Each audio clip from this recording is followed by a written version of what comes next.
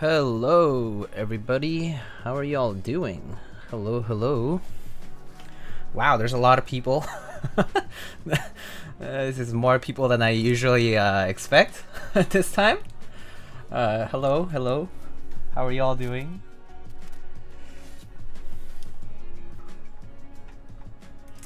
Sean, seriously? Already? I know that one drunk man tried to do that last time, but I didn't manage to redeem it. Yeah. It's a bit too bright. Hello. Gerald Juby, hi. Hello. Eric, hello. Obsidian, hi. Kyosrai, hello. That's Sushi, right? Audax, hey. How's it going? Imagine pinging everyone and people showing up. I know, right? Alright, JD hug? Okay.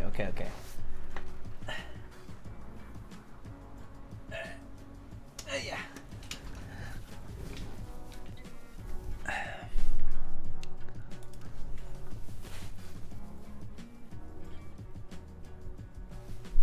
Oh, Ron is caught in the fun here.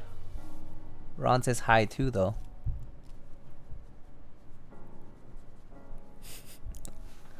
How are y'all doing?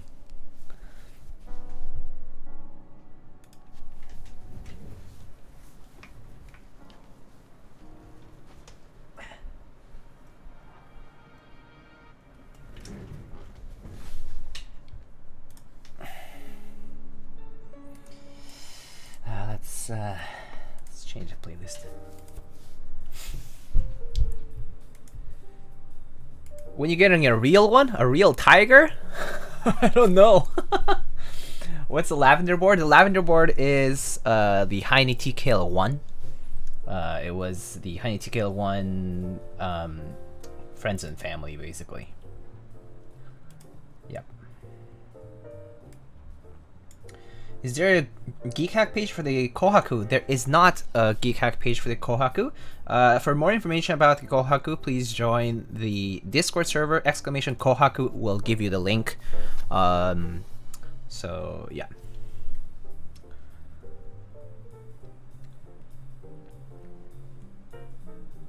What's your favorite 60% not unicorn? There's a few that I like a lot. I think in terms of looks, I really like the K-Mac Happy. In terms of history, I really like the OT356 Mini. In terms of typing, I do like the unicorn a lot. But I've been enjoying a lot my thermal, for example. The thermal has been very nice. The Salvation prototype that I built is also pretty nice. But there's a lot of keyboards that I enjoy. Like I enjoy the Gasket 00 that I had from the first round, I guess. Yeah. Alright, yeah, please do join the SINGA Discord server for more information. But let's get started. Alright. So here is our board for today. What board is a purple board? It's a Heine TKL 1! Keyboard for information about the keyboard that's currently being used. Build for today's build. And Kohaku for more information just generally about the board, and a disclaimer. Is it a raffle? I don't think we have details about that yet, about the sale format. So that's not confirmed just yet. Are you going to be building a 7V soon? I might be building a 7V in coming weeks. Yeah, maybe. I'm kind of waiting to confirm that.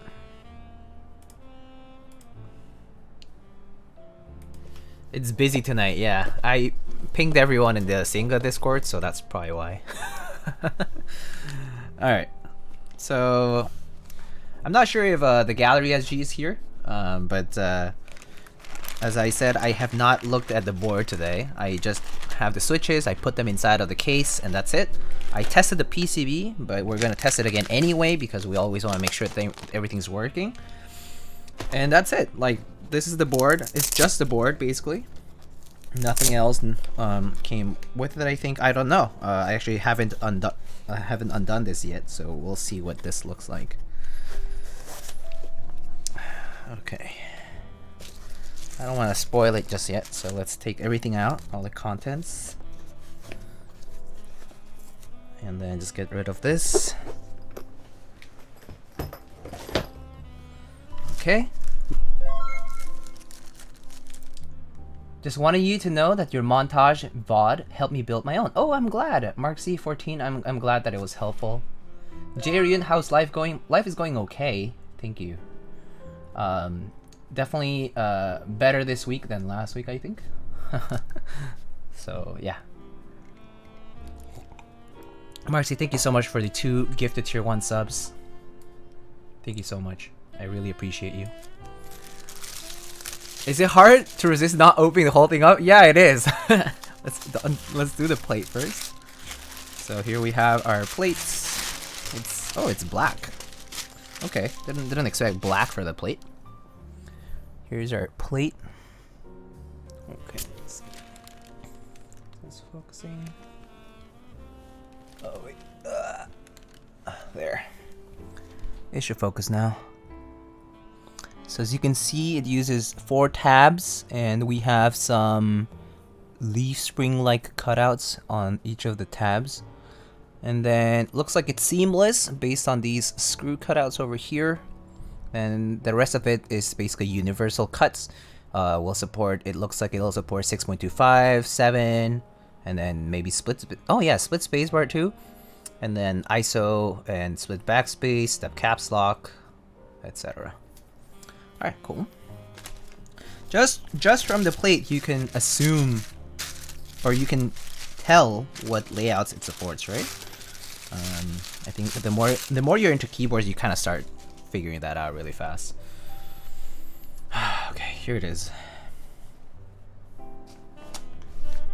Is there any kind of okay, it's just a black cloth. All right. 3, 2, 1. Boom. Oh. Boom. Oh. Whoa. That's a nice red. Wow. Alright, but the real star of the show, I believe, is gonna be the other side. So let's flip it over in 3, 2, 1. Boom. Oh. Holy. I am mama. Woo!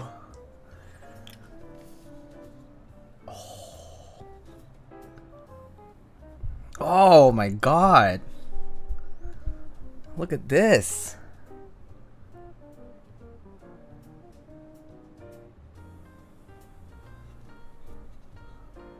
It has a cover. This is so cool.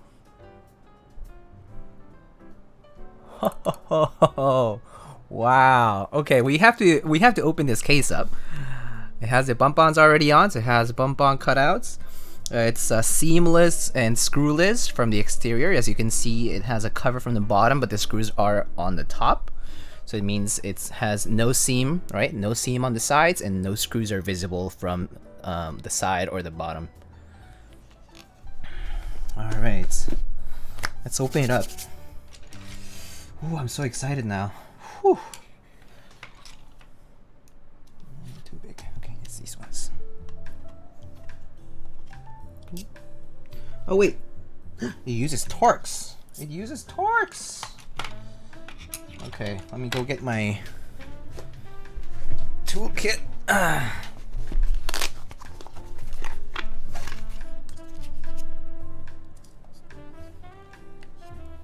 think this should do. Okay, so the Torx screw that it's using is the same size as the small screws for the daughter board that were used on the Unicorn, I believe. So these should be M2 screws.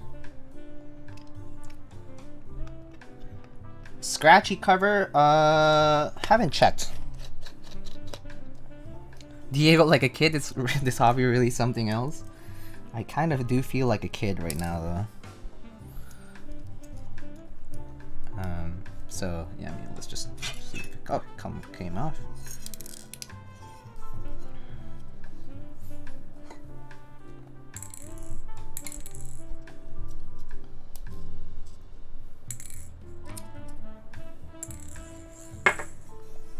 Okay, so here is the top piece. So the top piece looks like that.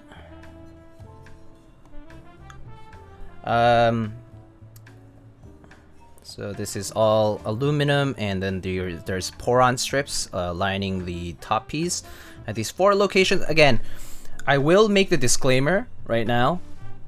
The position of these strips, the overall assembly is subject to change. So it's not confirmed.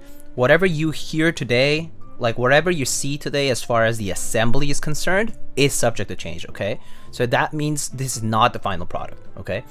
It is a prototype.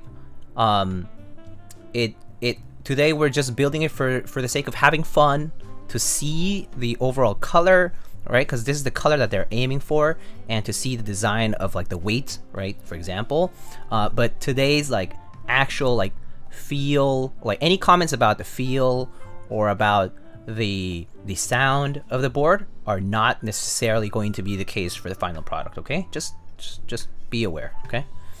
All right, so again, 4 screws and the top piece, and then the bottom piece has 4 tabs again for the gaskets, and there is the SINGA logo, and then looks like 4 screws are lining are here for the weights. So we can actually hopefully with permission I'll take it off.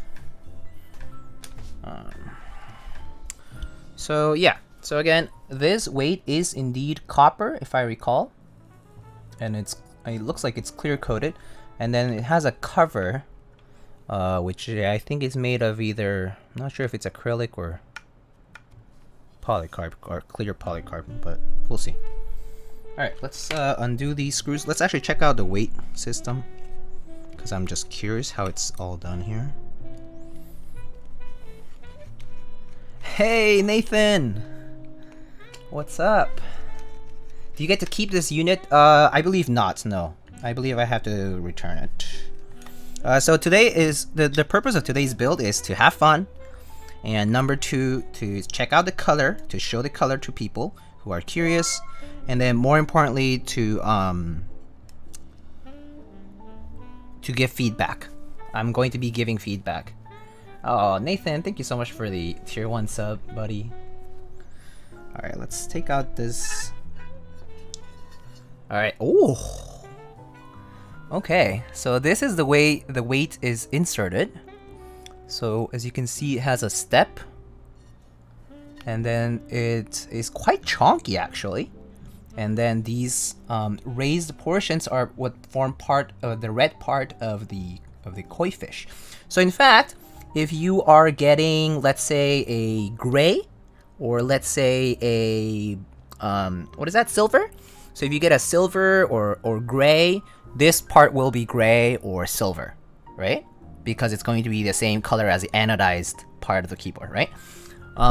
So just keep that in mind. So that means that whatever color you choose does determine what the koi fish is going to have for its colors. Bit expensive to machine? Yeah, this definitely must be a bit expensive to machine. Also considering this shape over here. So, all right. But I'm not an expert on machining, so I can't tell you. All right, let's look at the weights now. Okay, what's going on here? Oh, I see. Okay. So this, okay, like, this is interesting. Look at this.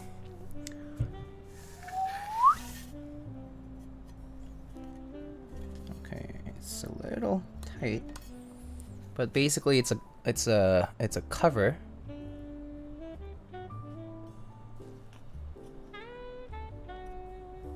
Very, very nice. This is very cool. And this is what the weight looks like.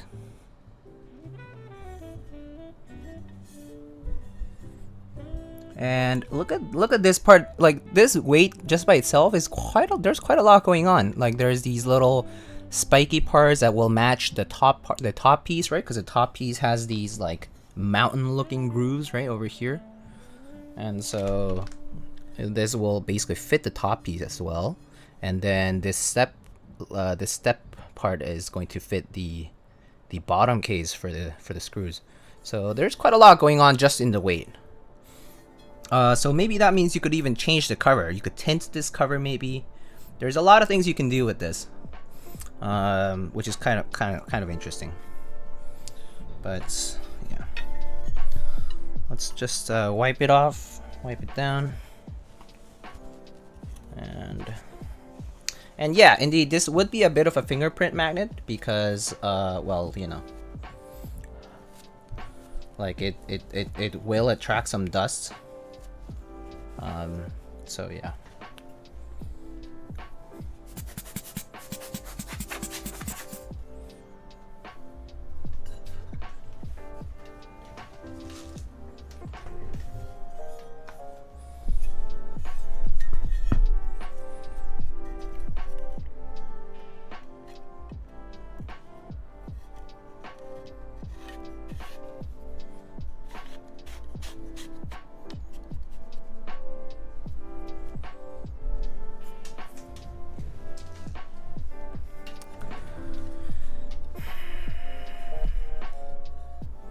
Get unit and send to the Kintsugi anode. Could be cool, yeah. See. Alright, let's put this back.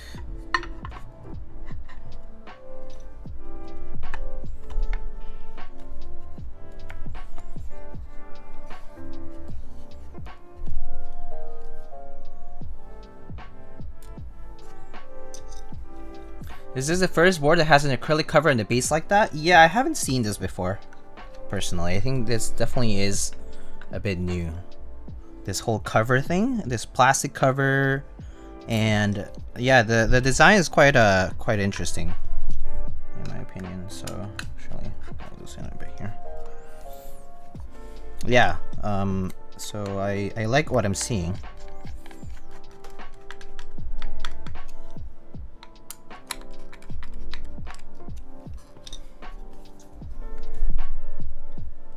Is there a target release date? This year is all I can say. It's targeted release. The target release is for this year. There's no specific date on it though. Why? Because this is a prototype, but this is not a final prototype. There is at least one more round of prototypes. So this is just for me to give feedback, and then there will be more. There will be more to come. Is this an all-time high lightning for viewership? I think from naturally coming into the stream, yeah, I think this is probably an all-time high. Like I've had, like, you know, Nathan has rated me, or like other people have rated me, like Alex and other people, and I've had, like, you know, anywhere from like 300 to like, you know, 700 viewers, right? But I think naturally it's never happened. Yeah. Is the anode burgundy red or a lighter shade? I would say this is more like a burgundy than a vivid light red.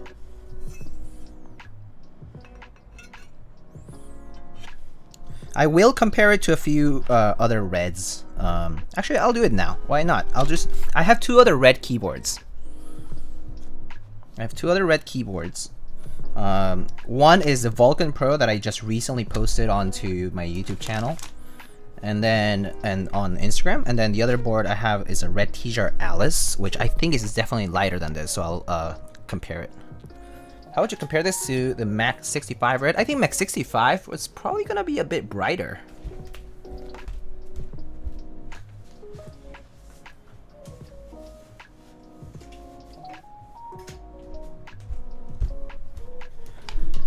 So this is T-Jar Alice red.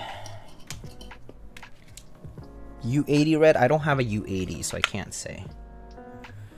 Okay, keeping up with chat is... How do you do this, Nathan? How do you keep up? Anyway. So, let's take a look. All right.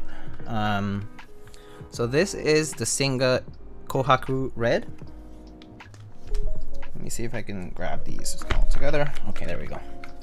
And then this is the Vulcan Pro red. The trick is you don't? Yeah, exactly. Yeah, so sorry if I ignore you. I love you all. Yoni, thank you so much for the Prime sub. Just so earlier. Alright, but yeah, it's a little darker than the Vulcan Pro. And it's definitely darker than the Red Alice. So here's the Red Alice. The Red Alice is almost like slightly on the orange tinge of things. It's much lighter and like very much like very vivid. So yeah, so this is more like a burgundy for sure. Closer to burgundy, but it's not quite like dark red. Yeah, I wouldn't say it's like super dark red. Do you have any velvet? Any velvet as in like velvet what? Like now throw them both on your bed. Anyway, yeah. Oh, velvet unicorn. No, I don't have a velvet unicorn. I do not have a velvet unicorn. So yeah, this is a I guess velvet red. Yeah, that's a fitting name for it. Yeah. All right.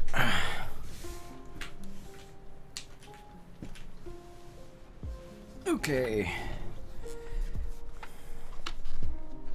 Now we have completed the first requirement of a good stream, which is now we have a TJR Alice on the bed.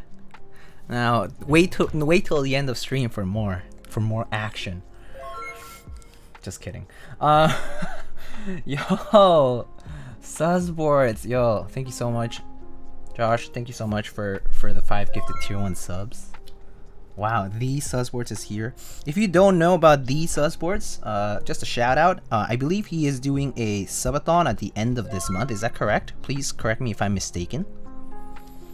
But I believe Mr. Suzzboards is doing a subathon at the end of this month, so do check it out on the 29th. There are a lot of cool prizes, and he's doing a lot of fun activities.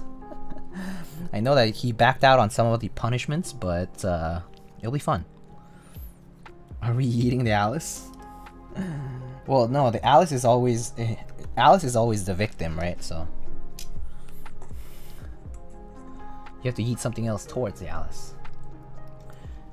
GMK Burgundy, please. I did the thing. Need to pick now than later with this many viewers. I think Burgundy is a very good pick though. So I definitely am. I was leaning originally towards GMK Burgundy, but you know, if it looks bad, we can reconsider things. But GMK Burgundy should look really nice on this. All right, enough of all that. Let's get to the build.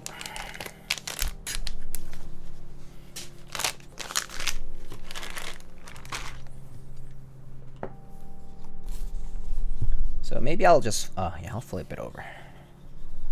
Maybe this way you guys can still see the board on this side, right? So, alright, so today's layout, I'm gonna do step caps lock, full backspace, and 7U spacebar, because that is the way you should do a 65%. If you don't believe in that, then it's fine having an opinion. But I believe this is the superior 65% layout. 7U, full backspace, and step caps lock. Let's go.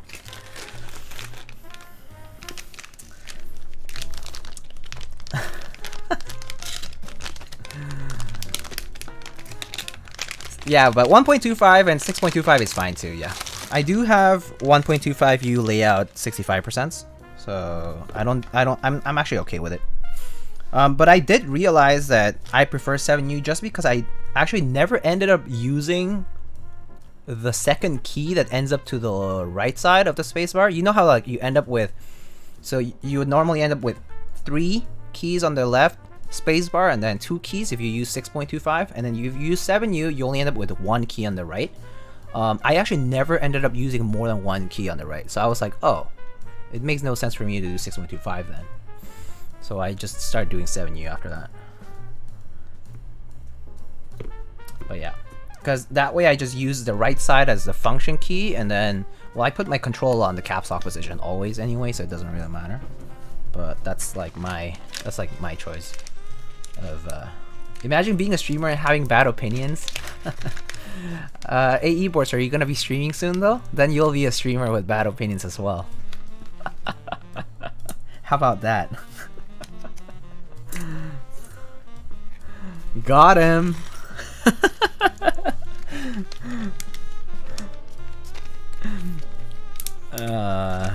It's all good. Just for those who don't know context, AE Boards designed the Constellation,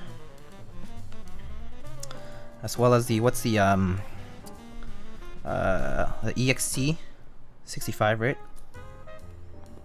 And what's the big one, the chunker, the Aegis?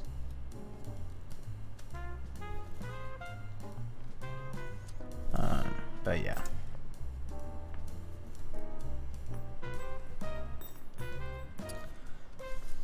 Alright, let's test the PCB first.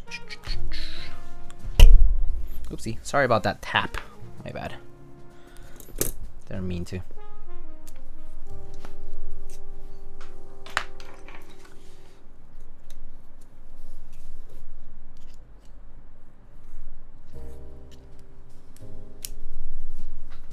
Candace this, Candace that, Candace board be mine. Alright, let's check on VIA. So on VIA here, so this keyboard is currently not on VIA yet. Let me show you the PCB first. So this PCB is actually this is a green prototype PCB, and this has the SINGA logo there, and indeed it is made by Mr. Heinebusch. So this is the H65C prototype PCB. Has a centered USB-C port, and is designed by Mr. Heinebusch. So it has both ALPS and MX support, split spacebar support, 7U, 6.25U, and also universal layout, so like ISO and ANSI, and the usual stuff that you might see in other PCBs. No daughterboard indeed. No daughterboard on this particular keyboard. So yes, if you were expecting a daughterboard, there is no daughterboard. I imagine the daughterboard would complicate a few things because of the design of the weight and whatnot. And especially if you want to do it like screwless and seamless and all that kind of stuff, maybe they decided to forgo it for now. Anyway, so I was sent the JSON file for VIA from Mr. Heinebusch, so I already have it preloaded here. You go to the design tab, and then I loaded the draft definition. Cool. And then we can just go right into key tester. Oops, that's not the right keyboard. So no, H65, here we go. I had already programmed it. Layouts, let's do full backspace, 7U is perfectly fine. And go to key tester and do test matrix. I already tested it once, but it's always good to be sure. Which cable is that? I got it from a friend of mine in the community, so he's not a vendor actually, so they don't I don't know where he got the parts and all that. A few other people got similar cables, but there was like a small like a friend's buy, sort of, not buy, but like a cable making thing. So yeah, got it from that, and have been using it since.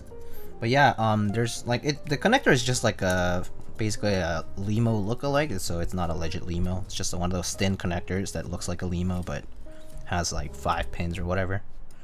So as long as you can find any like slim connector, these cables should be easy, because the rest is just paracord and clear what's that heat shrink.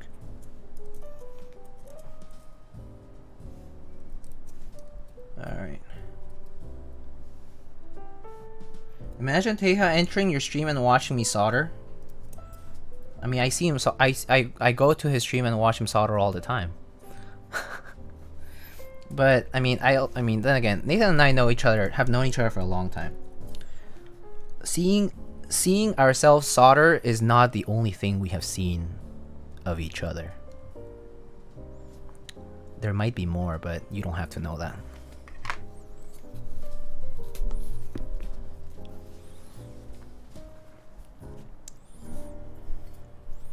Why does that sound so wrong? I wonder why.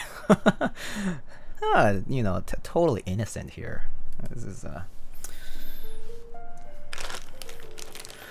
How much do you think the Kohaku will run for? I believe Elaine on the SINGA Discord said that she's targeting for 2,400 Malaysian ringgits, which is around 580 US dollars.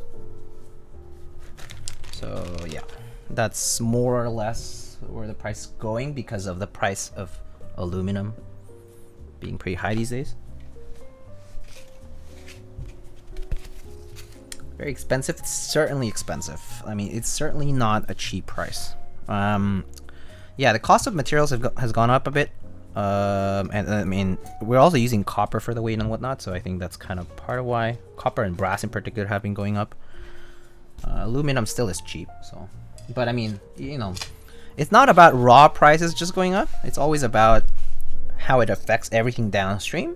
So if something goes up in price, it'll affect at every stage, right? So if the factory buys for a higher price, then they will charge a higher price for using it, right? And then, like, you know, fixtures and all that kind of stuff. And then, like, you charge for labor, right?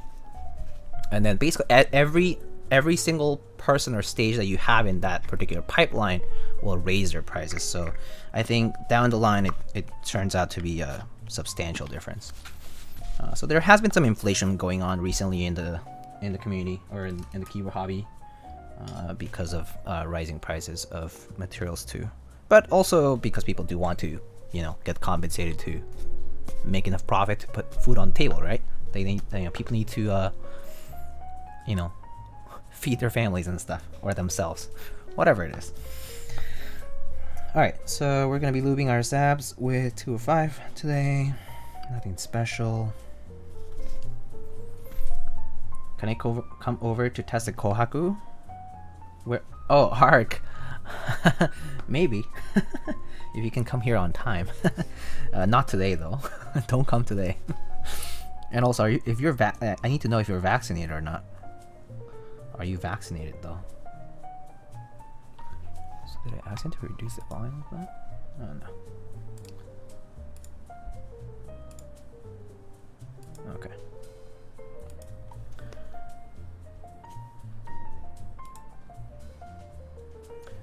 Okay. I'm having a hard time keeping up, so let me see what are... hope you're well. Very happy to see Dracula colors are finally done in the matching stage. Sub 2 years group by. Hopefully it'll ship within the year. But I actually don't think it might because of just... Do you guys know? Can I give you a fun fact that I was looking into GMK group buys recently, and let me give you a fun fact. There are over 150 GMK group buys or key sets that are unfulfilled, and we don't know which of them are even in production. So there are at least 150 group buys behind any current group buy right now. So if you currently purchase any key set, there are 150 key sets before that set that you want. So right now the estimate is like 22 to, no, it's like how many? It's basically a year, like over a year, right? I don't think that's realistic. 150 key sets are not gonna be made in a year. Sorry, 151. That's like times however many they sell, so it's quite a lot. It's quite a lot. Just saying. I was just thinking about it, and I was like, oh yeah, this key set, great. I'm gonna buy it and get it in 2023, probably, most likely. I mean, I'm okay with it because I know I'm in the keyboard hobby for the long term, right? I don't care if I have to wait a year, 2, right? The only thing that bothers me is that if I move, I have to change my address for everything. That's annoying as fuck.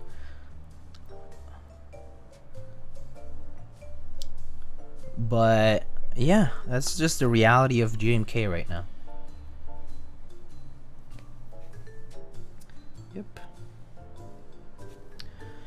Millions and millions of keycaps to be made before your favorite key set this month is going to be made. Oh joy. Oh joy.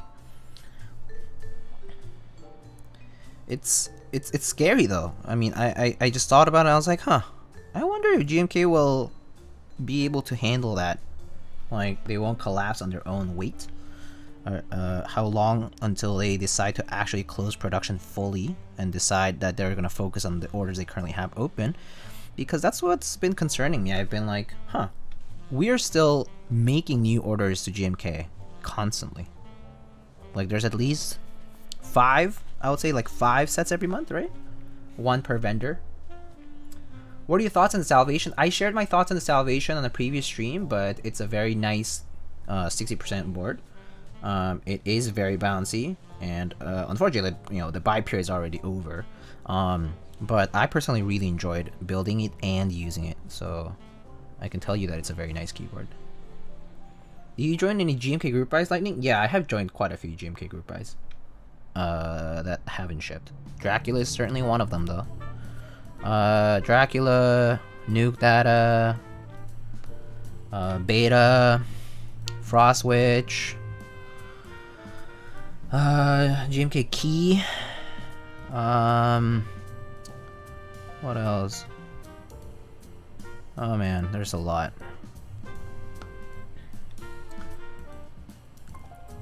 How do you keep track of the group buys you've joined? I have a spreadsheet that keeps track of every single purchase to every single penny that I spent in the hobby. I know every single purchase I've made, every transaction, vendor, date, category. Yeah, I have a spreadsheet that tracks all of my expenses for actually everything. Actually, not even just keyboards, but keyboards are definitely. I definitely have a separate thing for keyboards that I keep track of. But yeah, I log everything. It's really not that bad of an upkeep because I only do it like a couple times a week, and then I log anything that's important. So it's actually not that bad. Any template available? No. No template. How much have you spent in the hobby? I'm not gonna disclose that. A lot, though. How much does it hurt every time you open that spreadsheet? Nothing. It doesn't hurt me really. I kind of don't. That's the scary part. I don't really flinch at all now. It's like, oh, I know I've spent so much, but at the same time I'm like, well, I do it because I like it. Numb to the pain. Yeah, something like that. Anyway, so 1, 2, 3, 4. Okay, we need 4 stabs today.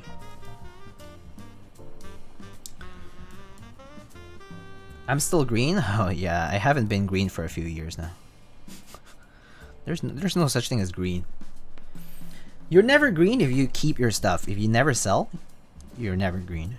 I don't sell. I barely sell. So I've never been green. People think of it that way, like value over market value over their purchase value, but I don't care about market value because I end up keeping it anyway. So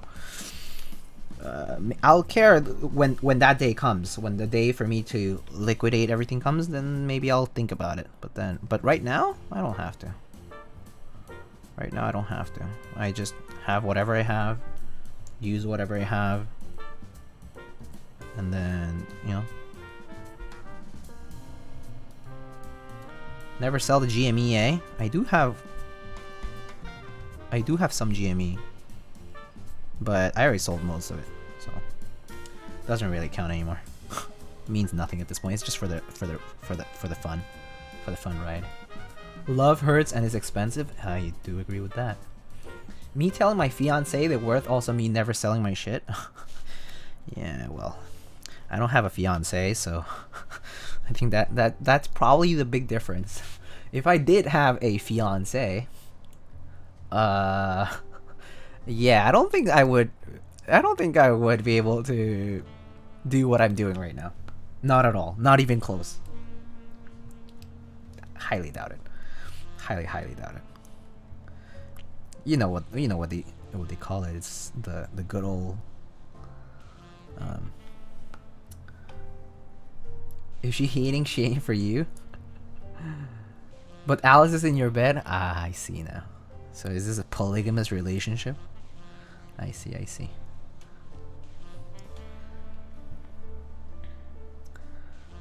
No fiance but a t-shirt in bed, so it's still a win. Salvation is the most expensive thing I've bought in this hobby, and sometimes I still think I spent too much. I'm afraid that Salvation was a door to buying much more expensive boards. Possibly, but Vato de Arena, I hope you keep one thing in mind. There is such a thing as like a gateway drug or like a gateway purchase, right? But you can call it quits whenever you want, right? It's all about willpower, right? And you should just be very conscious of what you're doing. I mean, but that's why I keep the spreadsheet, because I know that I'm spending, but I'm never spending beyond my means. Like, I do not let that budget pass that like certain limits. Those limits do change, like month per month or week per week or whatever, depending on what's going on in my life. But I have a hard rule to not pass some of those limits. So yeah. So as long as you can keep that safe, I think it's okay. Like have an emergency fund, that kind of stuff. I learned that the hard way, actually. I got hit with a lot of medical bills and, you know, like other pretty crazy stuff last year and a couple of years ago, and kind of learned that the hard way. But I've been out of that, actually. Like, I can proudly say that my credit score went from a very deep dip into the high 700s.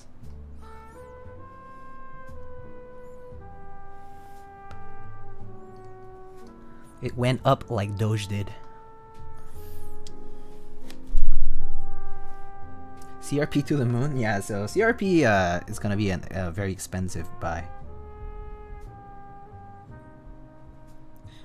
But yeah, I definitely do monitor my finances, my friends, and I highly suggest you do too. And in a way, it's growing numb to illogical things. It's like I don't do irrational things when it comes to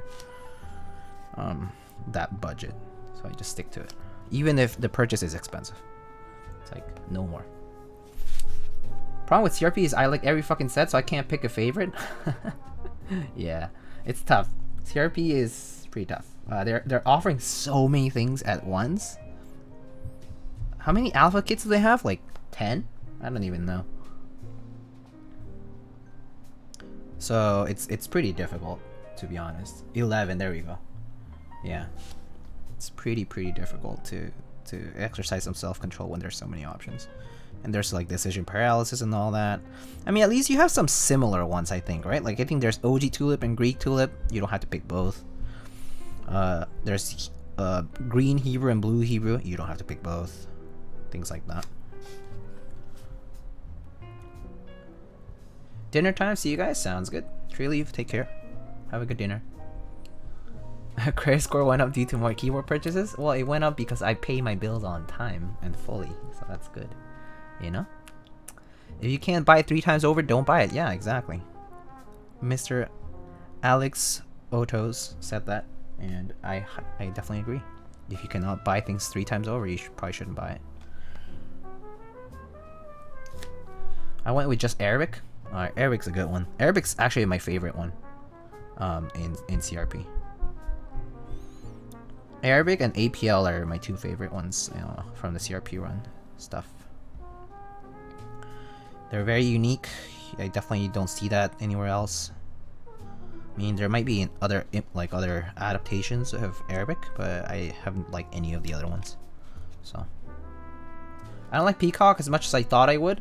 Peacock is really just still just a German layout with extra you know, bells and whistles. So if you're not into those front legends or those extra check legends, then yeah, GG. How many all mod kits should we get? I personally divided CRP into 3 categories. You should get one Alphas kit always paired with a modifier kit. Doesn't matter which modifier, depends on your needs.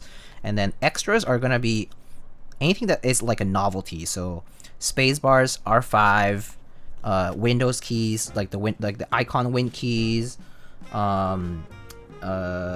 else is there? Numpad. All that kind of stuff is like a novelty. So it's like you don't need it, but it's a case. It depends on your case. But yeah. I wish the spacebar kit had an extra 7U. I don't think that would make sense though. Peacock or Tulip? I personally like Peacock better than Tulip personally, but that's just my preference. Tulip is good though. I do like the colors and all that, but I do prefer Peacock a little more personally. It's just more my vibe. I really do like those blue legends. Yeah. The blue side legends don't look as good as a BSP version. Does it?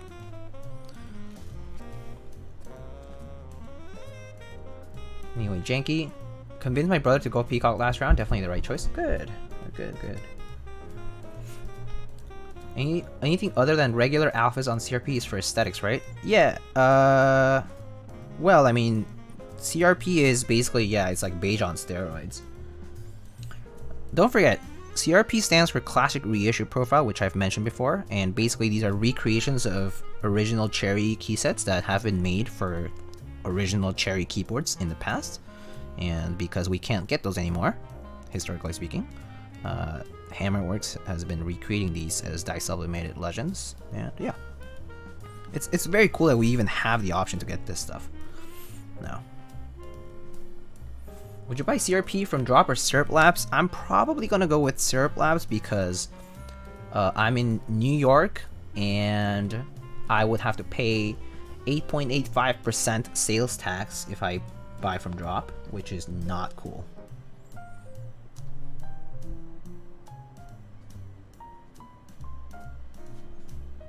And Syrup Labs also offers free shipping after a certain price, so it was a no-brainer. It's a no-brainer for me. I haven't yet ordered, but that would be my move personally. I don't want to pay sales tax, and also Syrup Lab is offering free shipping anyway for the order size I have, so it makes no difference as far as shipping goes.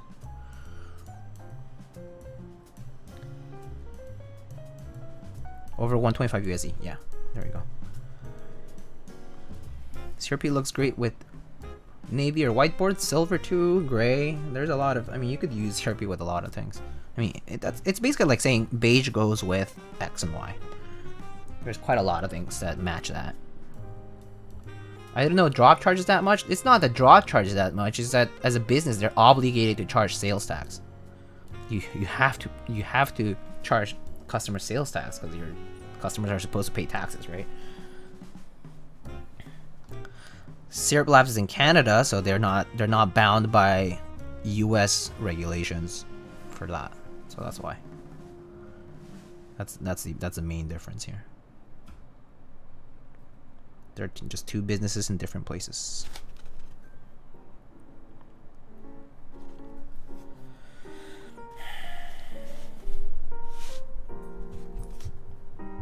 Oh, Beaming. What's up, dude? How are you? I actually didn't realize you were here.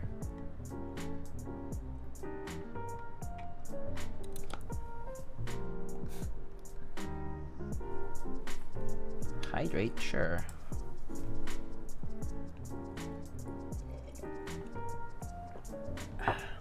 Do you think the beige or white mods would look better with the black pink CRP alphas? Oh, white mods. No doubt.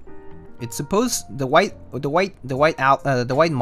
are made for the Blackpink set and the Xerox set. So if you're getting the Blackpink set, I would personally always get the white modifiers. Yeah, no doubt. I don't think I would like how the beige mods actually look against that like very like cool white. I don't think it like goes too well. Like, I think the contrast is a bit bad actually. Tax evading so nice. I just noticed Xerox is now white. Yeah, Xerox is now white indeed. You won't get to use the Sakura novelties as well. That is correct. Yeah. JP Blackpink was pretty creamy. Still, I don't think it will look good with the beige though. Or at least, I personally don't like the idea of it. I actually did not get the white set, the JP Black, Blackpink or whatever, last round, so I don't have a set, so I can't compare it myself. But just from photos, I kind of don't feel like beige and that white go too well, even if it's slightly creamy. Maybe like OG pink? Not really though, because the OG pink has very like warm legends. It has that like brown color, so not quite the same.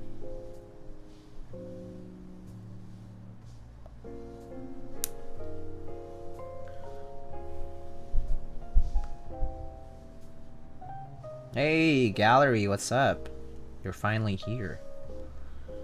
I thought you were gonna be unable to join. You made it.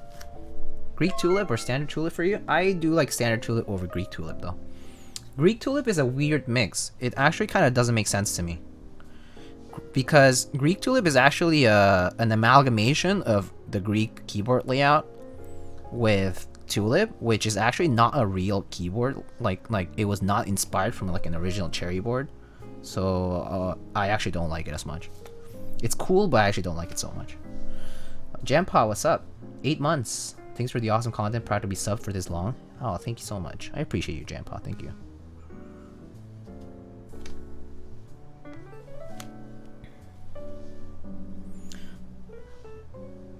But yeah.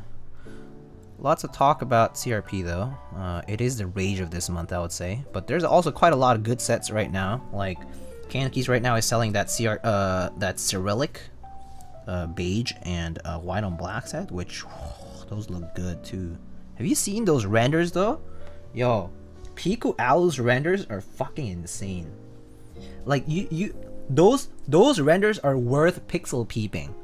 If you pixel peep the renders by Piku Alu, you'll see the little like he goes by Kinelek on Instagram. You'll see like the dust or like the little like indentation marks on like the cable like heat shrink and shit. Like, oh my, they're hyper realistic. It's crazy. It's like, is this not a photo? What? Like even the textures are not like weird matte and glossy. Like it's not like that. It actually has like that grainy texture. And then especially it adds like that extra grain filter from like a like a photograph, and you're like, is this real? Even has PP hair. Yeah, even has PP hair. But again, Mr. Kinelek, Pico Alo, I believe he's a render artist by profession. I think he is. So it kind of shows his real chops. I'm like, wow, like a pro, like true pro. Hey, what are your thoughts on my new set, GMK Mango? Just went into IC. I have no idea, Alpine. I'm sorry. I have not looked at your interest check. What lube are you applying to the wires? I'm applying 205 grade 0. I'm using all 205 grade 0 for everything today. I've resorted to using 205 grade 0 for now because I just have more comfort and I'm much more consistent applying it. Even if I have to reapply at some point, I don't fail to do so, as in like my stabs end up fine. So I've kind of ended up choosing 205 for now. I do have XHT BDZ though, and I've used it just fine too. But I do have so much 205 here that it's kind of not worth using XHT right now. It's like I should probably run through this lifetime tub of 205 that I have anyway. And yeah.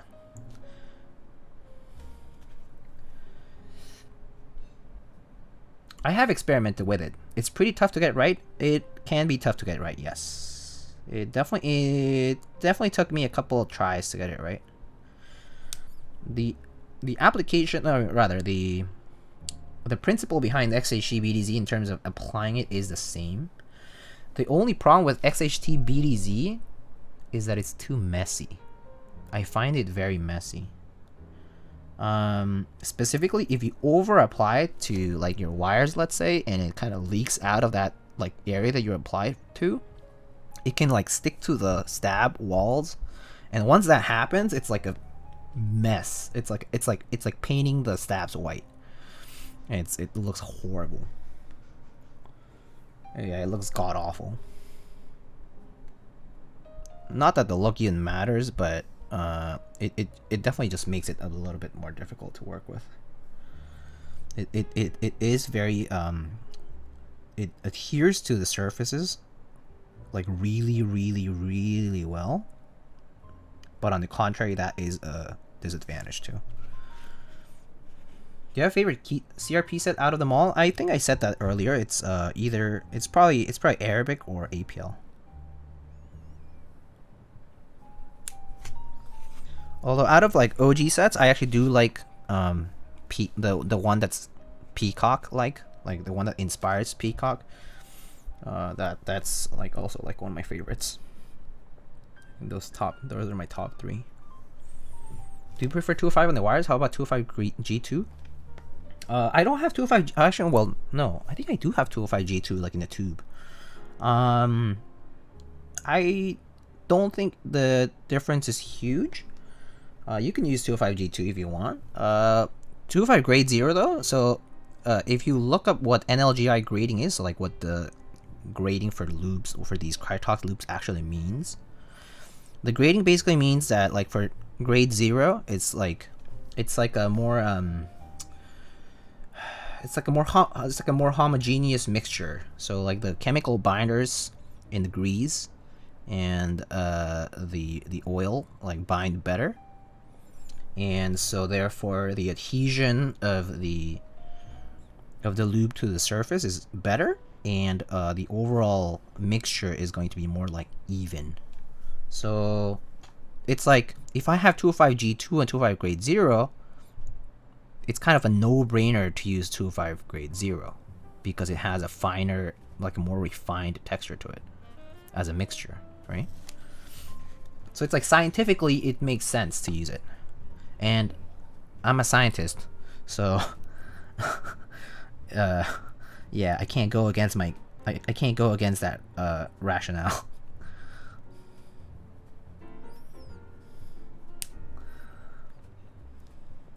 Do you think CRP Greek will go what with the Samurai Salvation? CRP Greek. Yes! Greek Tulip, right? Yeah. I think it'll go well. Yeah, I think that'll look pretty nice. Do you join China CRPR4? No, I'm going to join the North American one. So the one in Syrup Labs or Drop. Yeah. And as I said, probably Syrup Labs in this case. Can't go against science. Hard to. It's hard to. Sometimes you have to though. Good night, One Drunk Man. Have a good night. Sleep well. Do you ever use EPSI or Holy Mod? So MJin, I've had this question asked quite a lot. And the answer is no, because the reality is I'm too lazy. I'm too lazy to do it, and my current work with Lube is actually just fine for me, like for my like ends and purposes, like it's just fine, like it works. And so yeah, I don't use it. It's like extra time. So the thing is this, if I decide to change anything in my process, it needs to be applied into my client builds too, which is not just me, but it affects the quality of the boards I'm building for people. And I don't like that. I don't like the variability, because it means that if I'm not good enough, then I might send something subpar to a client. And if I do that, it might disappoint them. And if it disappoints them, then they won't be repeat clients, right? Or they won't like their board. And that kind of sucks. So yeah, for me, changing anything in the process feels like there's an extra step that I need to like make sure everything's fine before I even go with it. So that means I need to like do more personal builds in between and try these new things. But because I actually don't do a lot of personal builds these days, or at least they haven't fit into my schedule very well, I haven't managed to get around to experimenting a lot with new materials or like new techniques. If I were just by myself, like if I were only building boards for myself and myself only, right, and I had like all the time in the world, yeah, of course I'll try it. Like why wouldn't I, right? Like if it's something new and that people say it's gonna make my like stabilizers better as a result, why not? Yeah. So yeah, that's my answer to that question though. Is that a Lilac Devastating TKL? It's not a Devastating TKL. It is a Lilac Heiny TKL 1. Exclamation keyboard has the details about the keyboard itself. Or like the switches and all that kind of stuff. Yeah.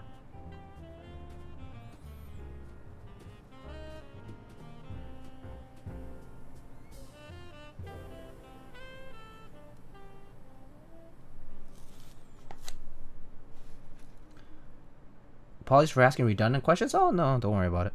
It's not a big deal. It's not a big deal. It's not like you're gonna read chat all the way back, so I don't blame you for it. Are you going to try for the Frog TKL? Maybe. If I have funds, maybe I'll try. I'm not sure though. I'm not sure yet. I like the green, but I don't really want the black or the silver. Mainly because I do have other black and silver keyboards, and I kind of don't feel too strongly about them.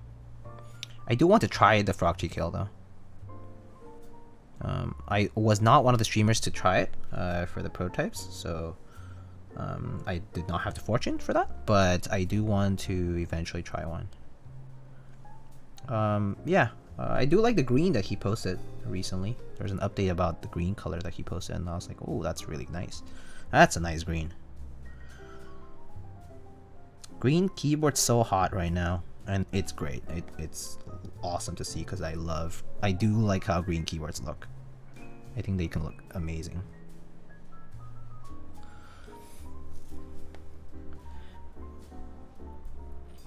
Getting into keyboards as a student is a rough life. Yeah, for sure. I got into keyboards, well, when I was working technically, so like seriously got into keyboards, yeah, when I was working. So yeah, now I'm a student again, but when back when I got into keyboards more seriously, I had been working, so it was much easier. And I also had like a different hobby, so it was easier to fund it. Like I came from a different hobby and funded this hobby using that, and so yeah.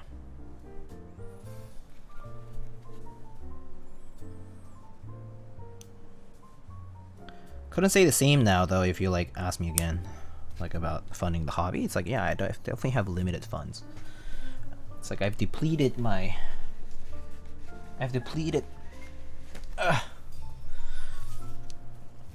that part. What was the other hobby? I used to do like photography stuff for people, so I would get paid for taking photos, but don't do that anymore. I don't get paid for any photos.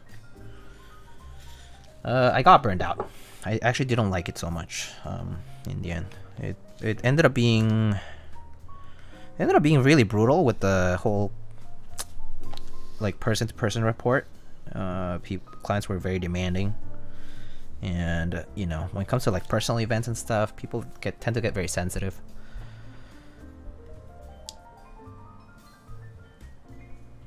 Oh, what was that? Someone's ringing the bell.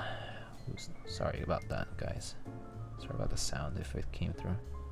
I don't know what it is. What's going on? Oh, okay. Never mind. Probably one of my roommates. Join audio? Another rabbit hole? I don't think I need to do too much. I actually don't. I'm not super interested in audio because it's very much diminishing returns for me. I already have a setup here.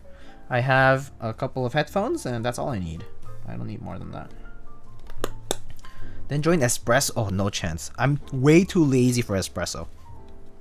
I can't. If I get up in the morning, I need my coffee within like 10 minutes tops, 5 minutes. Yeah, espresso, no. Cleaning up all that shit, no, fuck that. No, thank you.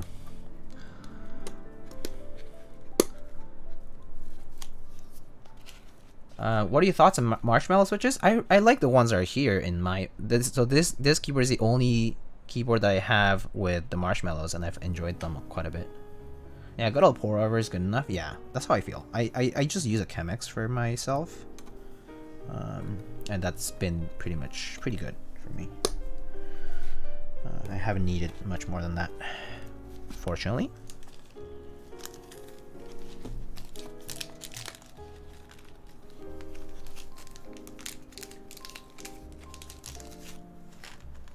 Considering between marshmallows or shook switches? What's a shook switch? I actually don't know what the shook switch is, if it's anything. Can you see the bongos? I have some here.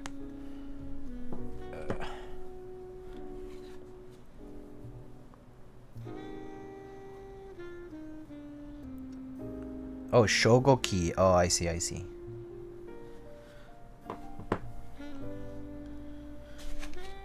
Alrighty, let's see.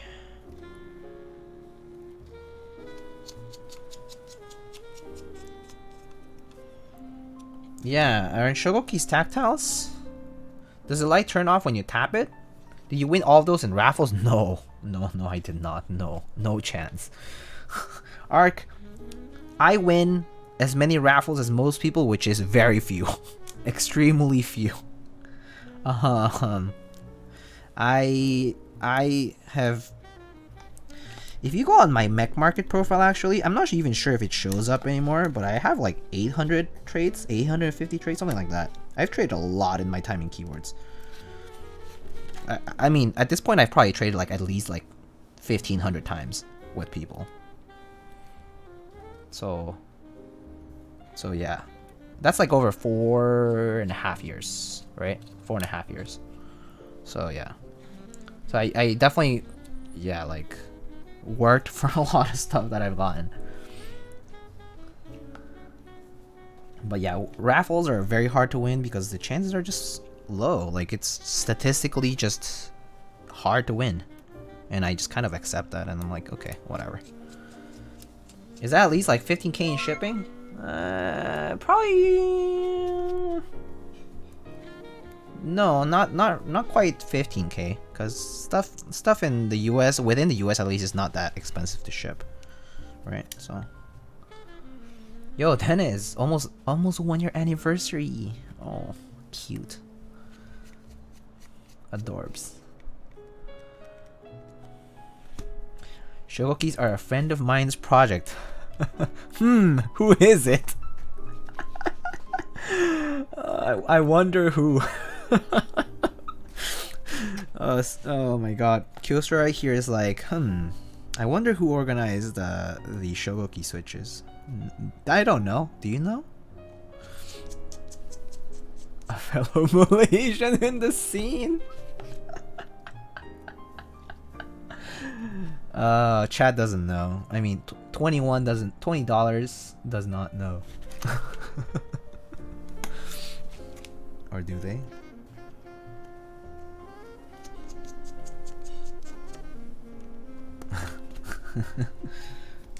Alright.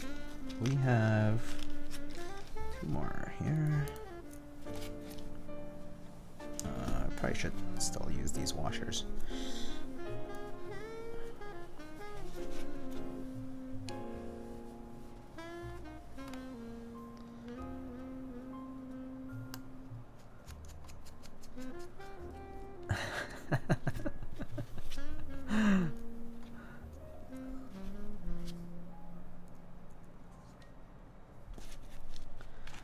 Alrighty. Oop.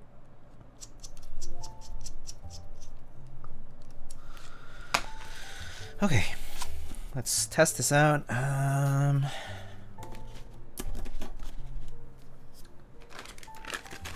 Malaysia gang, let's go.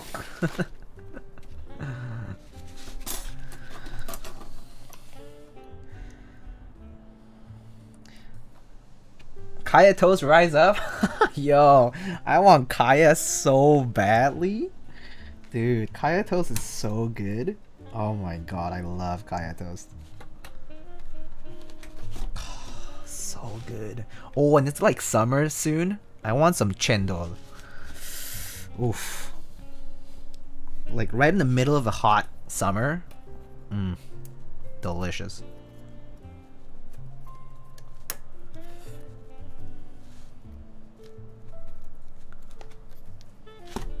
So I visited Malaysia for like when I was still in school. One summer I went to Malaysia for like 3.5 weeks. Yeah, it was a lot of fun. I basically traveled the whole country, and I like kind of like didn't really do the whole like touristy stuff. I was visiting some friends, and I was just kind of doing my own thing, and like went all the way to Sarawak and like hung out there too, like on the Indonesian part of Malaysia. It was fun. It was a lot of fun. I really enjoyed traveling in Malaysia, and I really want to visit again. It's been something I wanted to do, but yeah, I have very fond memories of my time there, and it was all by myself, which was kind of interesting. How necessary of the stabilizer washer? Do we really need to put them in? Sorry, I've never used screw-in ones before. So to answer that question, Vivacious Jan, I'll say that you need washers wherever there is this. Just because you might short something electrically. So you just want to insulate. So you see how this screw is pretty close to that pad, right? Or this screw is pretty close to that pad. Or let's see, or here for example, this screw in particular is very close to these two LED pads. So if this screw were to touch these two LED pads, it could short that positive and negative terminals. That's not good. So you always want to put any insulating material between like this, in places where you could short two different pads like that. So like, see how I didn't use one here, but that's because there's nothing here that could be electrically affected, right? But I do it in everywhere that's near a pad. I do it because I know that there could be something going on, right? Some electrical contact. So that's when you want to use washers. As a Malaysian, I never went to Sabah and Sarawak. Yeah. We'll get Sam and Lane to come too when you're around. Oh yeah, that would be great. I mean, back then I only knew like 3 people in Malaysia back when I went. And like, one of them, like, a couple people were like in KL, right? And like the other people were like in Penang. And so like, that was it. Everywhere else I went to, like, I just had to like go around and like, on my own. And like, I met a bunch of random travelers and like locals and hung out with them. And yeah, it was fun. Kind of off the beaten path though, because yeah, not really the kind of person to just like go and do all the big landmark kind of stuff. It just kind of bores me out eventually. So yeah, all the Malaysians I know are from Penang. I see. I mean, Georgetown is nice though.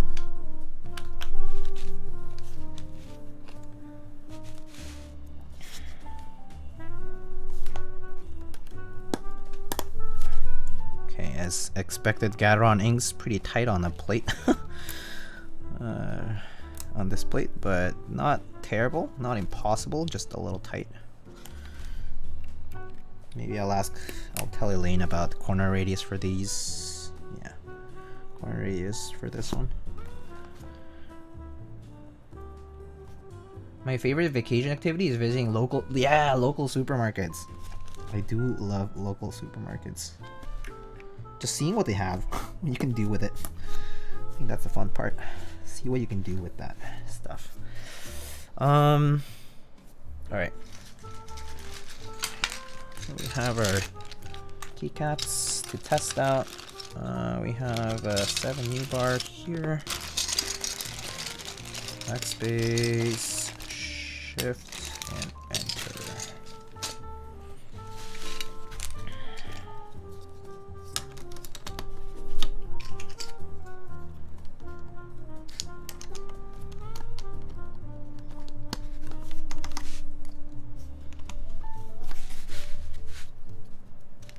I hope you're staying safe, Malaysian chat.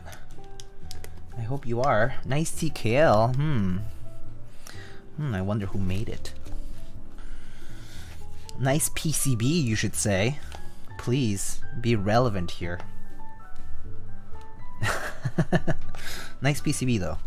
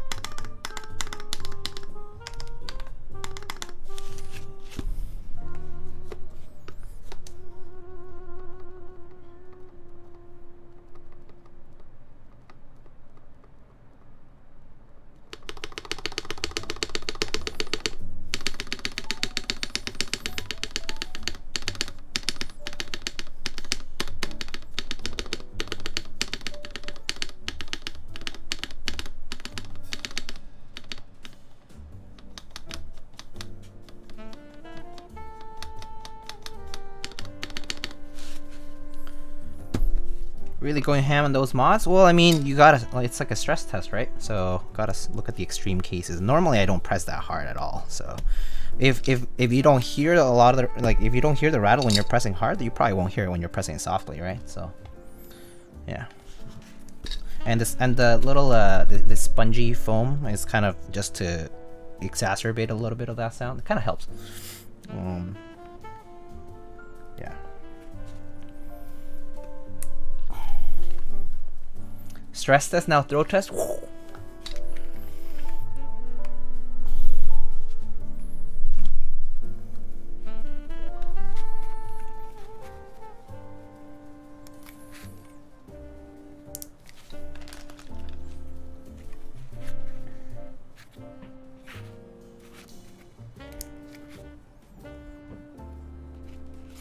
Okay, as long as these clip in, it's fine.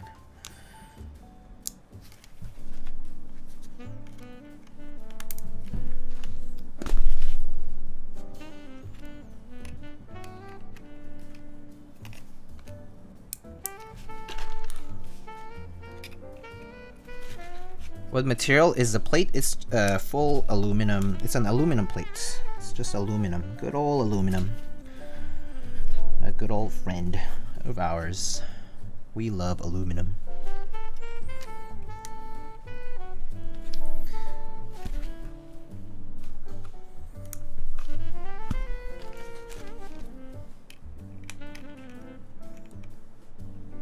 Where's Druas today? I haven't seen Druas today. He's not here for his favorite playlist. Damn it. A lot of the several-year-old classics have played, and he's not here to suffer through it with us. Alu sobre PC para ti. Creo que depende del teclado. I think it just depends on the keyboard, where I like. Sometimes I like polycarb, sometimes I don't. I don't mind either though. I like both of them quite a lot. So it's like if I have either option, I'll be okay. But if I have none of those two options, I'll probably seek like Palm or FR4 maybe. Yeah.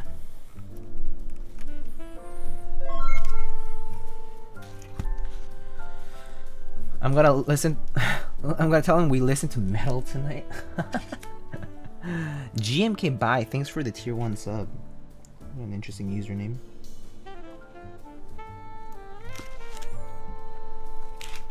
Okay, I need to be careful with that tab.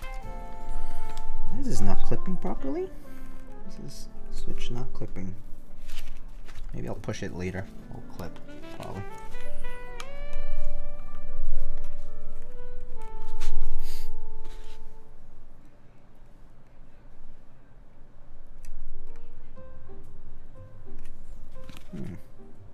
No, it's not clipping because I haven't pressed it all the way. That's why. There, I heard the clip for that one.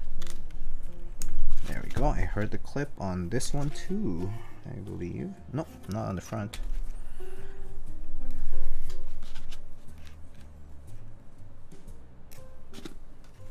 Oh, there we go. Do you like carbon fiber? Actually, I do. I do enjoy. So I have 2 keyboards that have carbon fiber plates, and I personally think tactile switches on carbon fiber plates sound pretty cool. Sound really nice. It's a very interesting sound experience.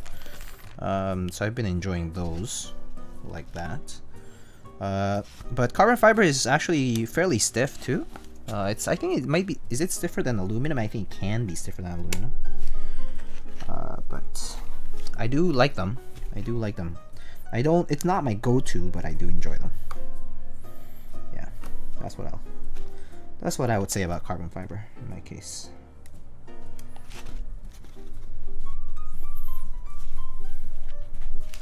Yeah, I'm gonna tell Elaine this plate's a little tight for these. But then again, Gateron Ink's definitely tight in general, so it might not even matter as much.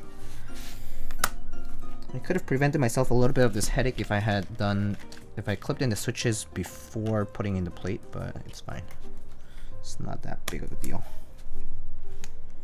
Because it doesn't look impossible. It's just a little more effort than usual. It's not as bad as like a brass plate though. If this were a brass plate, I'll be dying right now. Yeah, that's for sure.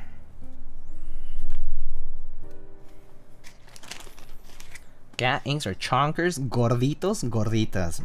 I love gorditas.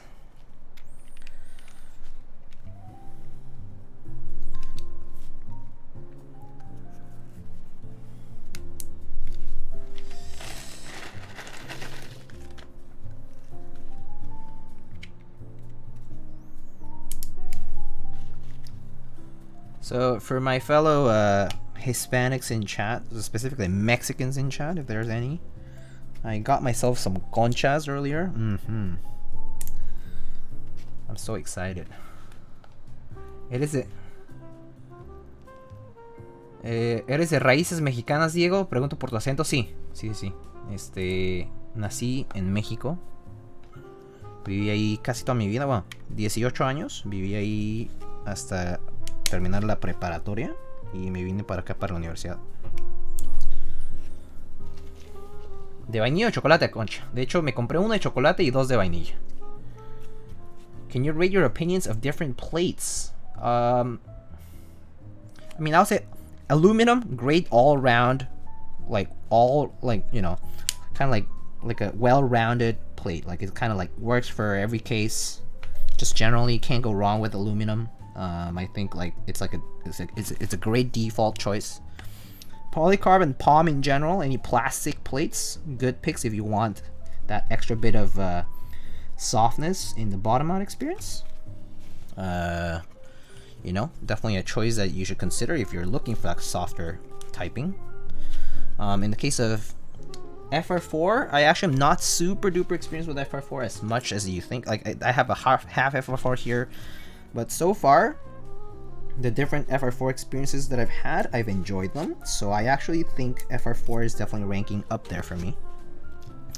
Carbon fiber, I have a very limited experience, so not too much to comment, but I can just say the tactiles on carbon fiber sound very nice. Feel-wise, it is a bit stiff. Brass is nice in the sense that it dampens switches, like the switch bottom stroke a bit. So brass is good if you're looking for that firmness. Steel is definitely just if you like a harder bottom mount, steel is ideal for you. I think I've covered most of it. I mean, and then copper is kind of like similar to brass, I think. So I thought you were Asian the first couple of streams. Well, I mean, I am Asian in heritage. Love me some conchas. Acabo de armar un pórtico de TKC y me sorprendió lo bien que se siente. El color del case negro terminó transparente. Classic TKC. Clásico que prometen un color y queda el otro. Right? What I just said was classic, that someone promises one thing and you get the other.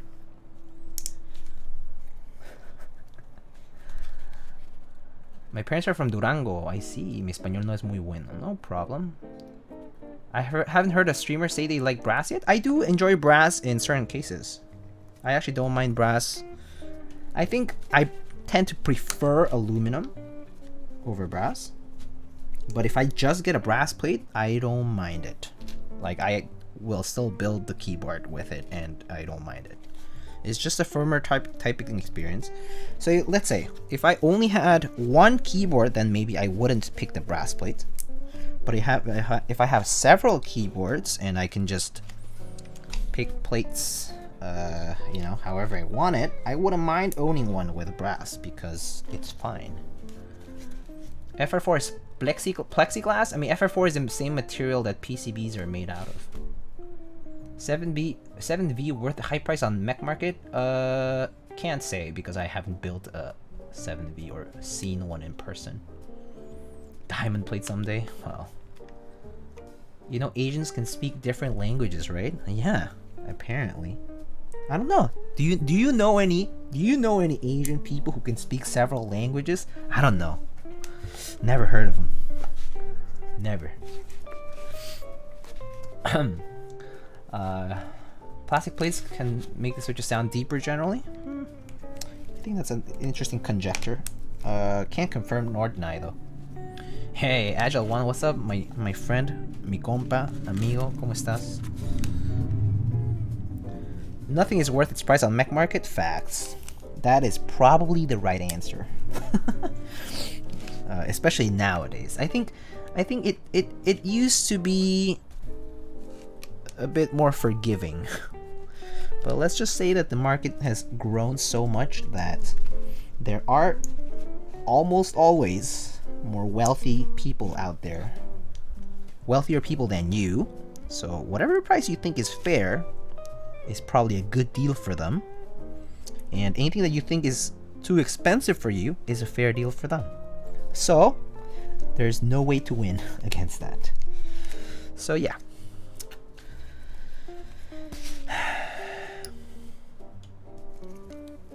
And there's a good number of people like that too who are wealthier than you. So it's a losing battle. You cannot win that battle easily. Either you just save up and you bite the bullet, or you just don't spend that money in the aftermarket and you just wait for the next thing. You know? That's all. All those people are jerks? Nah, not necessarily. I know people who, you know, spend a lot of money on their keyboard stuff. But they're not jerks. They're not jerks. They just happen to have well-paying jobs and have plenty of money to spare in their hobbies. Which is good for them. It's unfortunate, I think definitely is the consensus. It's like, it's unfortunate that it's become a norm that these high prices have stayed up as much. It would have been okay if they had been high and kind of like been extraordinary cases of purchases, but it's become a norm. People don't have people suffer from FOMO so much that I think that it's just difficult to tell people like don't buy it or anything like that. People will still buy it anyway, even at the high price, whether or not they can afford it, like truly afford it rather. Let me see, why is this not clipping it though? RMM upcharges for scarcity and supplies catching up. So it's okay to flip? Whether it's okay to flip or not is a moral thing that you should ask yourself. I personally, you know, think it kind of sucks to see things flipped, because it's almost like you value the money more than you value that particular item. And another thing is you just aren't giving, you know, what sucks is this, right? It's like the not selling at whatever that high price is could come back at you, because like that person might just resell it for a high price again, you know, screwing you over in that process, right? Or like kind of like disregarding you in that process. Another thing is, if it's like an, you know, if it's a friend, just hook him up. That's fine, right? It's a balance for sure. It's a balance. I think being a blatant, like blatantly reselling for whatever high price you can get just means you prioritize money that much, and if that's your priority, like fair. But some people might not agree with you. Maybe including myself. I don't necessarily agree for going for that all the time. It just kind of feels bad, I guess. I think for me, kind of does feel bad, because it's like I've had people give me a good deal on things. Kind of sucks that I can't do the same. Like, it's like if I weren't doing that, it's like kind of sucks that people aren't doing that for other people, like passing it forward. So it is a dilemma, but it's a personal thing though. Yeah.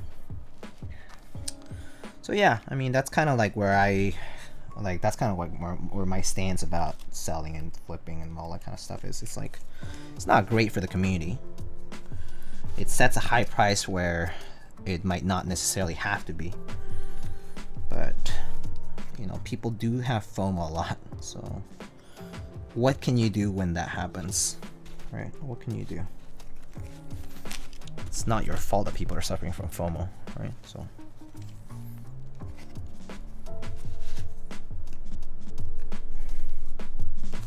why are these switches not clipping onto the plates properly? How come all these other ones clipped and not these two rows right now? Maybe it's just these particular switches though, I'm not sure. That actually happened to me. Sold a few artisans for a good deal close to retail, and the second they arrived to the person, all of them went to mech market for triple the price, immediately blocked them. Yeah, you kind of have to do it with the expectation that it might happen. Something like that might happen if you're giving someone a good deal, right? And if it does, then you kind of can't take it personally. I mean, if it's someone you trusted, seriously trusted, like a friend or something, someone that you could call a friend or like a close acquaintance in the community or something like that, then it sucks. It's like a, you know, it's like they're basically, it's like a backstab. So it just sucks when that happens. It's like seriously, it's like I gave you a good deal and this is how you treat me. Like, this is the respect you have for me. Like, you clearly value more, like the money more than like the friendship or the deal I gave you. So taking advantage of that is pretty shitty, though. Yeah. Flippers are bad specifically because of what GZ Prime just said, which is that it brings people who are focused on the money and not on the hobby. Which again, it's a double-edged sword. It's a double-edged sword. Understand the aftermarket if it's someone selling for the going price of an item if they've been using it or had for a while. Yeah. I mean, markets work the way they always do. There are market forces. The prices fluctuate because some things become more valuable or more scarce or more desirable at a given point in time, just like stocks can be, or just like any other like assets can be. So that's an undeniable thing, and if you're just moving along with that force, like, that's fine. But yeah, it's a personal dilemma for the most part. I don't know why these switches are tight on this though. I don't know.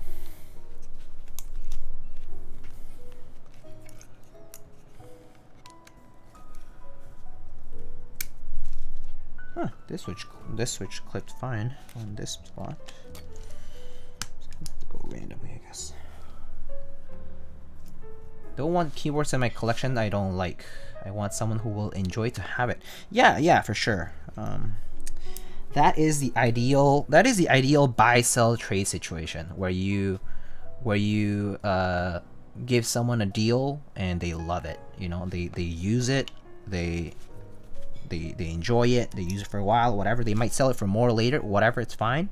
but they really liked it during the time they had it, and they actually like used it all, you know, for the specific purpose of that particular keyboard or artisan or whatever it is. That's good. Feels good when that happens. This plate must be tight. It's not that it's super tight, Dennis. It's actually just that I'm really trying to make sure they clip on. That way it's like nice and even. It is slightly tight though. It's not like the worst thing in the world, but it's also like not the best. It's also not like the easiest thing. So I'm just making sure, and like it's just not happening every single time. So it's trial and error, I guess. This plate is giving me think 6.2 V 6.5 V2 vibes. I feel like I've seen worse. I mean, TGR plates are notoriously tight, actually. So, yeah.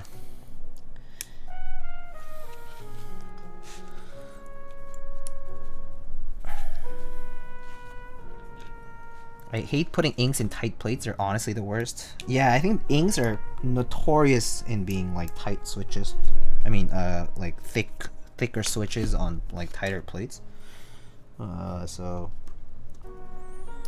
it's a bit of a lose-lose situation when you have a tight plate and ink switches. Yeah, so it is what it is.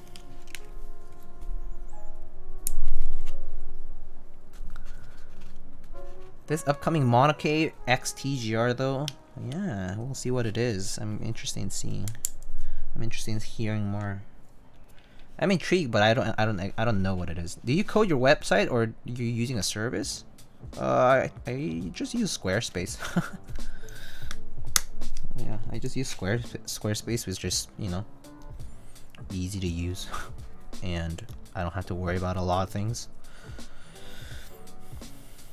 Do y'all keep stock springs after spring swapping? You use them elsewhere? Depends. If they're weights that are usable, I keep them around and maybe use them in something else, but oftentimes they just end up in a bag where I don't use them. You know? Which, again, it's kind of sad, but yeah, you know, happens.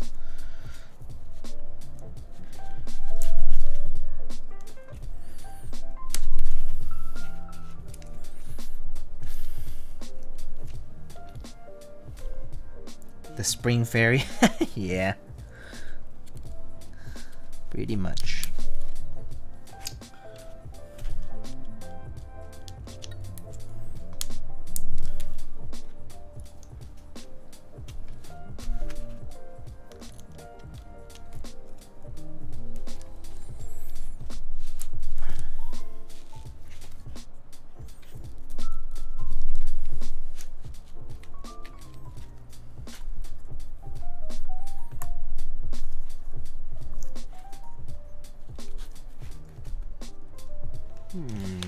Some of these haven't quite clipped on, but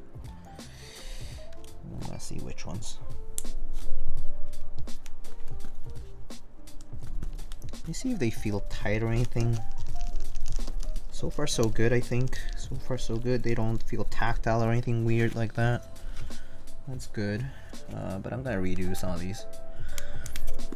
This one. This one. This one. This one.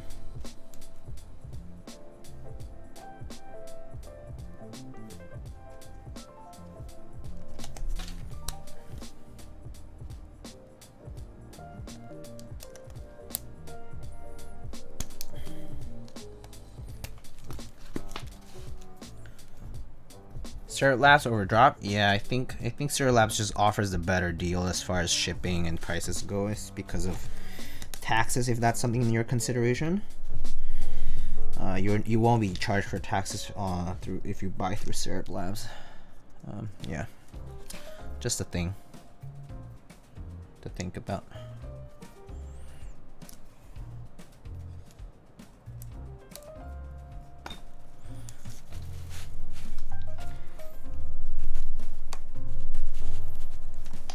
Come on, just clip.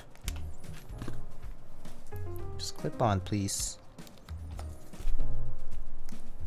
Oh, there we go.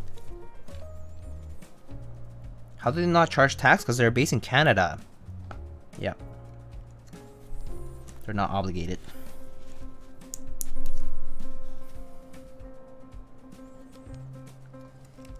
I love paying taxes, please. Lying is bad. Oh,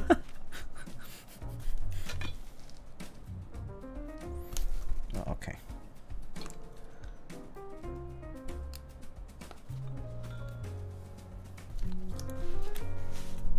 I got free shipping from Syrup and an overseas military. Nice. But overseas military is treated as like con-US shipping, right? I think. Because of the way the US Postal Service can work. If I recall correctly. Tax evasion is also bad. Well, it's not quite tax evasion if you're not paying because that vendor is not obligated to pay the taxes to the government. So you're actually not really evading taxes. You're buying a product from abroad. You could pay for if like customs applied, but since customs doesn't apply here, you're technically not evading taxes. So yeah. I think your understanding of tax evasion is probably not right there. So yeah.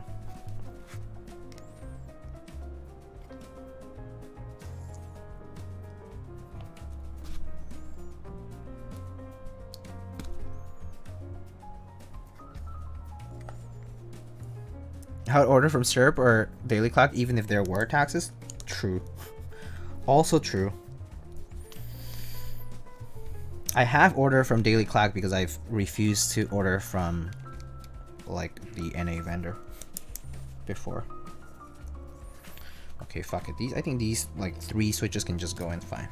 I think it's okay. I don't think I have to force these because I think the plate is already pretty nice and fixed and whatnot. I think it's okay. Alright, bottom row. Bottom row should be 1.5, 1.5. So these 3 positions here.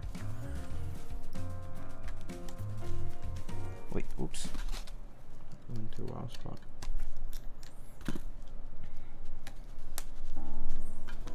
And here.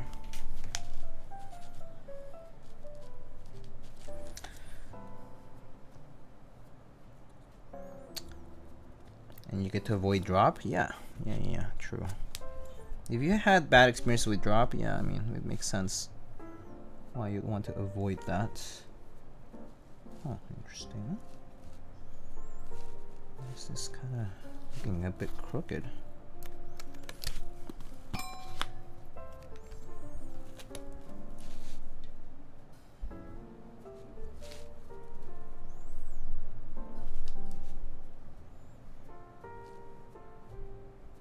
Okay, that looks fine.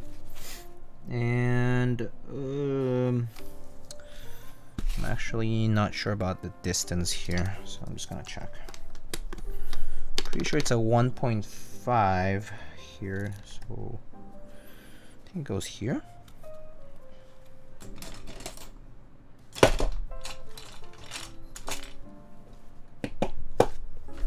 Where's my keycap puller? Here it is.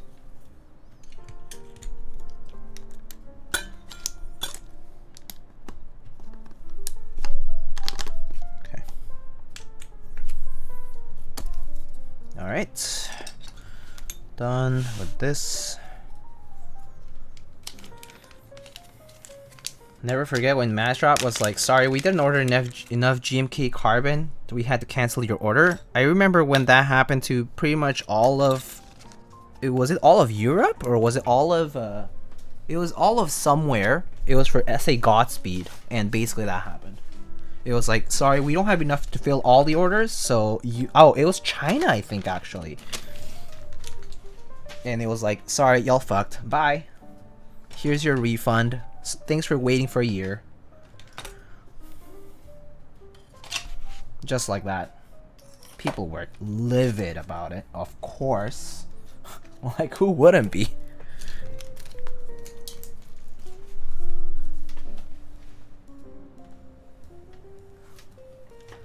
Yeah, that was a yikes. That was a yikes.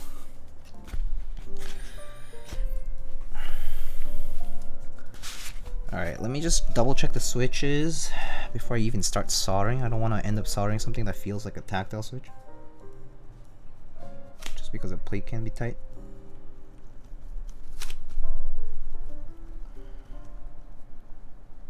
I think it's okay. Okay.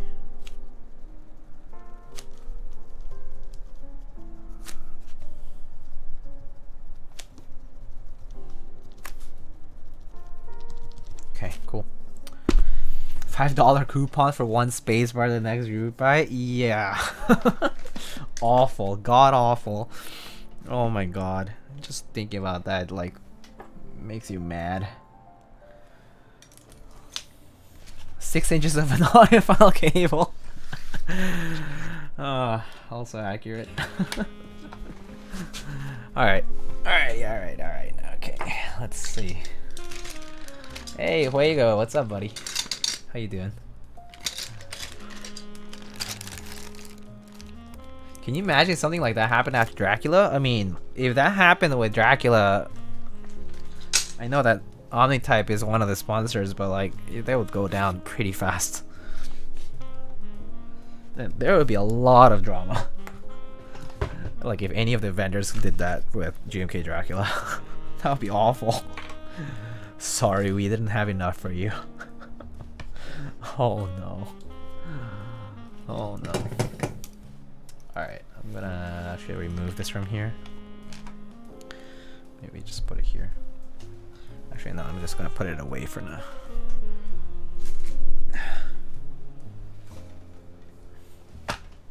Keyboard with a missing USB hole. Never heard of that. Never heard of that. Can I put in any switch in the GK61? I'm not sure. If it uses MX style switches, then yes. But if it's like one of those optical switches, then no. I believe that is the answer you're looking for. If it has optical switches or whatever, then no, you can't use any MX style switch for that because they're not compatible. Is there an estimated date for the Kohaku? This year is all I can say. I'll say, I mean, it's what, May now? So I'm gonna think, just to give it a guesstimate, I'll say maybe prototyping will be done by June. Let's just say at the earliest July, and at the latest end of the year. So at the earliest, let's say mid-late July. How about that? Is that fair? Does that seem fair? If prototyping takes another month or so, at least, right? That sounds, no, actually it might take longer, right? So yeah. So let's say August to be fair, just to give a conservative estimate. August or later. So basically Q3, Q4, which is, yeah, the rest of the year. Alright, let's start soldering. So I'll just get the corners.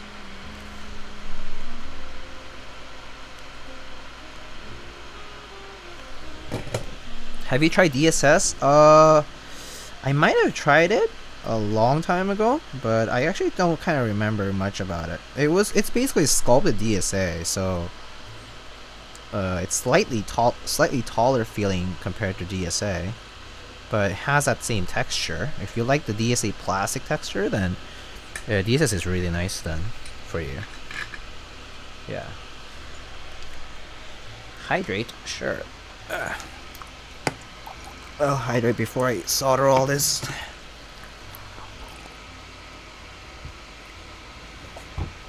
More sculpted cat? Isn't cat more sculpted than DSS though? I'm not sure, actually. Hold up. What was I gonna do? Oh yeah. All right, let's get to it. Let's start soldering. I'll just start from the middle, probably. And go out. Well, this 15th is the group buy for DSS Sencillo, and the production time is 12 weeks, which is amazing. Yeah, that must mean the... So, to give you a little bit of insight, Signature Plastics is a family-owned business.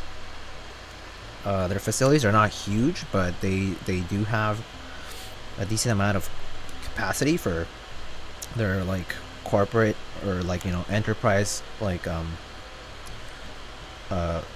customers. So they do a lot of what is that, what's POS again stand for? Point of service stuff, like, you know, keyboards out there and stuff, like they do like keycaps and whatnot. But yeah, their capacity basically just varies depending on the demand for a particular like profile or material. But yeah, that's how small they are though. Wait, point of sale, thank you. Yeah, point of service, point of sale. I have the Gateron Optical Yellow. Do you recommend any other optical switch for the GK61? Unfortunately, I cannot recommend you any other optical switch because my knowledge of optical switches is like 0 to none. So, admittedly, I don't know about optical switches. I apologize for that. Diego, what's your Subway order? Ooh. My Subway order? It depends. I first check if they have one of those like the daily specials, like the 6-inch or foot-long specials that are cheaper than the rest, right? Like you know how they have them alternating every day of the week. I'll consider that one first, and then if that's not good, I occasionally get the meatball sandwich with like all the vegetables in it. I'll get Italian like I'll get like BLT. Or like black pepper ham, or black forest ham. That one's good too. The teriyaki one is also okay, but it's not my go-to. But yeah. Oh, hello, Mr. Gion. How are you doing? 안녕하십니까. I haven't had Subway in forever, actually. I haven't had Subway in so long. But anyhow.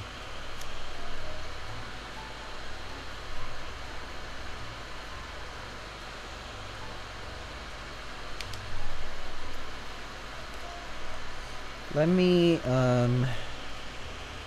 Subway would kill it if they had a drive-through. Ooh, kind of true. Also, Uncle Pepe, I think you asked what's an optical switch? It's a switch. Optical means it depends on light, so it's a switch that basically uses light as a way to sense the switch being actuated. So basically, it just has a. I think they might just use. Is it IR? Probably IR, right? Probably IR light. But yeah, they probably just use like an IR sensor, and whenever like the slider goes down and blocks like that path, it probably triggers. So it's just light-based sensing. That's what optical switch is basically. So in a way, it's like half mechanical and half not. Any Wawa stands? There's gonna be some public stands and some what's that? What's the one in Rochester? What's it called? Wegmans? People love Wegmans up there. Wawa. Hello, Lil OZ Vert. Hello. Alrighty. Shall we talk about a few of the sponsors of the channel? Well, first of all, let's all thank everyone. Please post the clap emote. Is it available, the clap emote? Please post the clap emote to thank Elaine of SINGA KBD for sending out this prototype for us to check out. Thank you so much, Elaine. She's always been super nice to me and to everyone in the Discord. She's always super kind to send this out, and you know, she's even willing to, if she's doing another prototype, she's going to be sending another prototype out and all that kind of stuff. So thanks to her generosity, we get to see the Kohaku tonight. So please do post the clap emote in chat, just in dedication of her. But thank you, Elaine, for your generosity, and your time.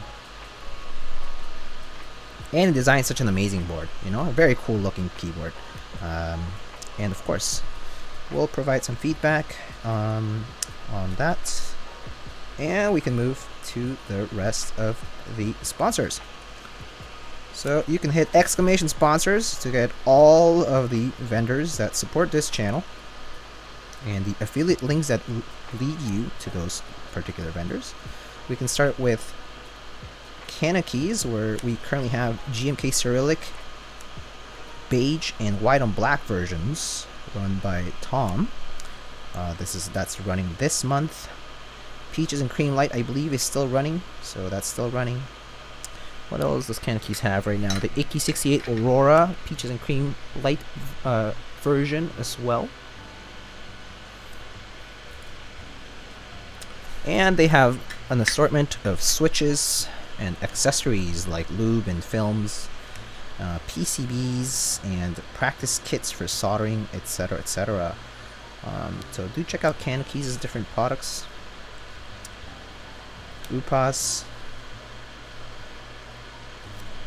of Canon Keys. There's a lot of cool things to our community. Next up, we have. You can go ahead and check out the link at the bottom right of my channel page. There is a link towards Keyspresso if you're located in Canada, or you can find a link that gives you a discount code basically for any switches or any group buys that you might want to participate over at keyspresso.ca. Hugo Keys has been generous in sending us that link, so I have it shared on the bottom right just for you to check out. Not a sponsor, but it's like an affiliate link, so to speak. So check Keyspresso out. Next up, we have Mint Autumn. Again, I don't know much about Mint Autumn's current updates, but hopefully we'll see more updates soon about the rookie buy and more on Mint Autumn, hopefully. I know there are people waiting for that, so that's all I have for them. Then we have Novel Keys. Just got some lavenders from Canon Keys. Nice. Yeah, lavenders are pretty nice. Don't forget that Project Keeper also sells lavenders, so you can find them there. Novel Keys, you can use the promo code Thunder for any in-stock item. Any in-stock item you can get 5% off with the promo code Thunder. And right now, I believe in stock we have the NK65 V2 in aluminum. And we also have several group buys. We currently have GMK Parcel by BIP, a postal service themed key set. We have GMK Zooted for those who enjoy hugging trees and enjoy particular subtle colors in the green and purple families of colors. And GMK Handerbite Round 2, which also features GMK Nectarbite, which is a black-based version of Handerbite. Handerbite, the greatest set of all time. Just kidding, not really, but it is maybe the greatest for a lot of people. A fun set, in my opinion. Actually, it's a set that grows on you if you have it. I can attest to this, because I initially thought Handerbite was not going to be that good in person, and then I saw it in person, and I kind of started enjoying it a lot more. It actually looks a lot more, like a lot better in person than you think. So don't be fooled, but it's a cool set. Inspired from an original keyboard that was made as a display board by Cherry, I think. So yeah. Anyhow, that's Handerbite. We also have desk pad switches and other accessories. We have Gateron that you can purchase on novelkeys.xyz as well. You can get 5% off with the promo code Thunder. Next up, we have Omnitype, omnitype.com/lightning, where you can purchase SA Ramses and GMK DualShot Round 2. GMK DualShot Round 2 features a special collaboration with RamaWorks on a very, very cool looking M6C macro pad. I personally am very tempted to get it. Very cool looking. But GMK DualShot Round 2, which I have my qualms about, but it comes this time in an icon plus text modifier format. And yeah, there's also a lot of desk pads available. I believe today Omnitype also stocked their Mecha bags, which are their keyboard bags. There's both the blank version as well as the branded ones by Omnitype. They first had a short clearance sale for the Dixie Mech branded ones, but they now have the Omnitype branded Mecha bags, so you can find that in their store right now. Why qualms? I don't like their cap. I don't like GMK Dual Shots caps lock personally, or the small backspace, but you know, that's just my own personal opinion on those. They're a little different from what a classic look is like. That's all.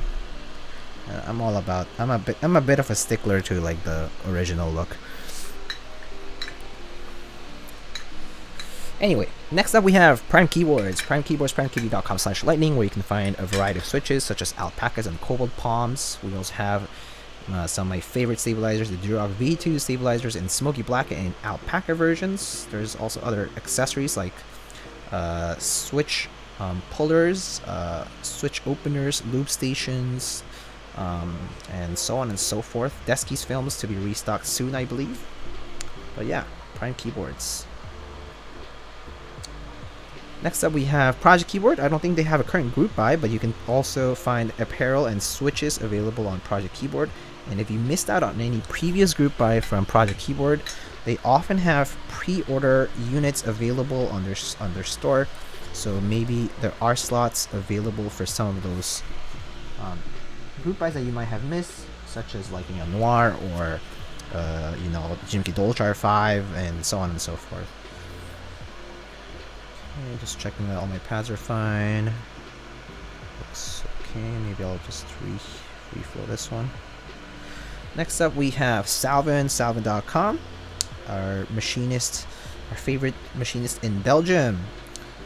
Also the person running the Aurora Input 65 that's currently in production, and the Salvation that just recently ran. But he is in the EU, and he currently sells Wilbitech PCBs. The Weird Flex edition 60% layout one is available, as well as the graphite edition for various different sizes. And we also have apparel available through Salvin. Salvin apparel, pretty cool, and he also sells switches on occasion. Most recently he sold the AE Boards red switches, which if you can't find on Salvin's website, you might be able to find them on Cankey's website, but I'm not entirely sure if they're currently in stock. I haven't checked the stock just recently. Okay. And finally we have Space Cables, spaceholdings.net, where we have GMK Deepwell currently running. GMK Deepwell running until the end of this month.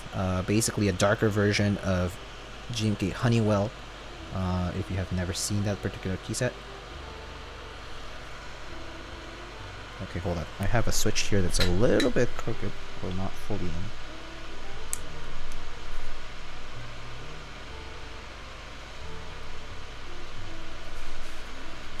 Okay, yeah, and spaceholdings.net, we also have a few desk pads available through there. We also have lube stations and XHT BDZ lubricant for your stabilizer wires. If you're having a hard time getting that stabilizer wire right because of the ticking noise that you have been experiencing, if that frustrates you, XHT BDZ is exactly for you.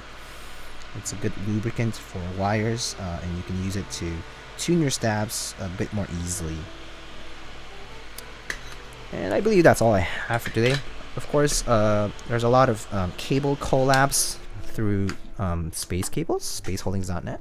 So any group buy that you see out there, you'll probably find a Space Cables collab for a matching keyset cable, or keyset matching cable. So, yep. And that's it for sponsors. Alright, let's test this out first before we put it into the case. Let's open up VIA.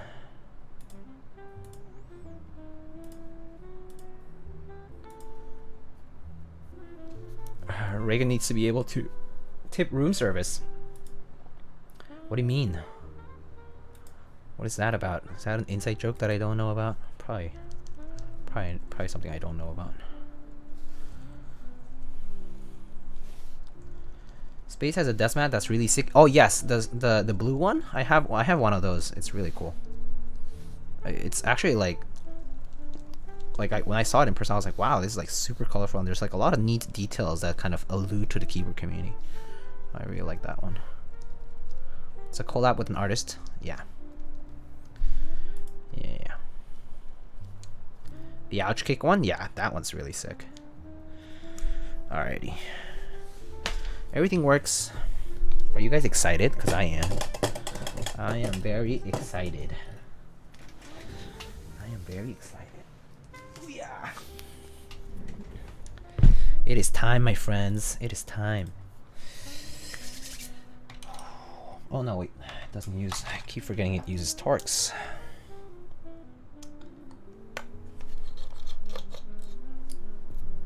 Oop.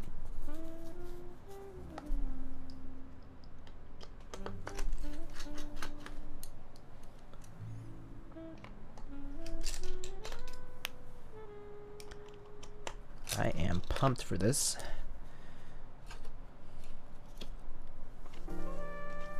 Did not fully disengage.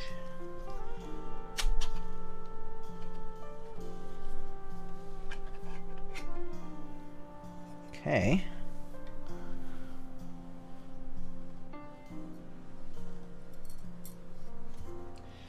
Actually, let's remove the screws.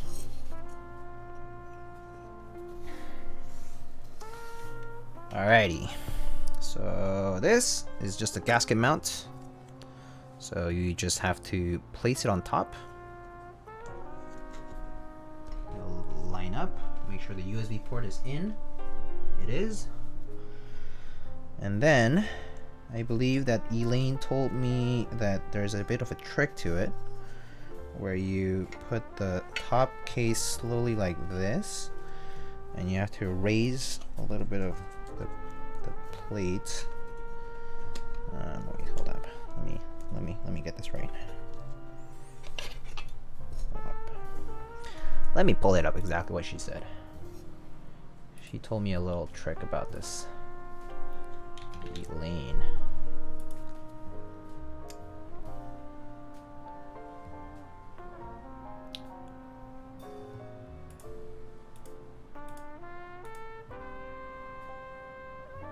Bottom side first.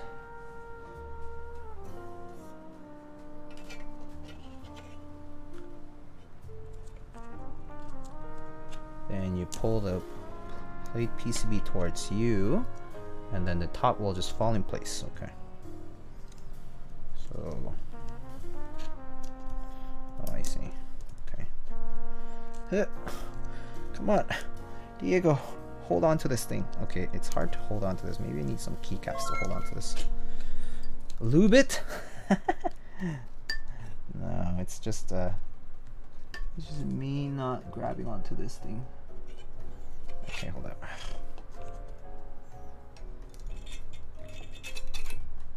Wait.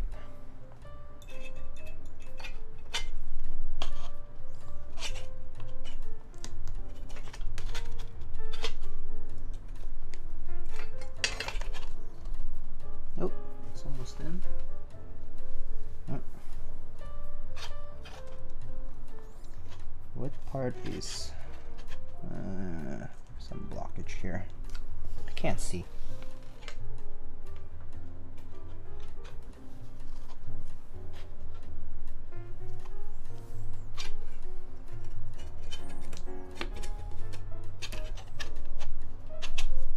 There we go. It's in. All right.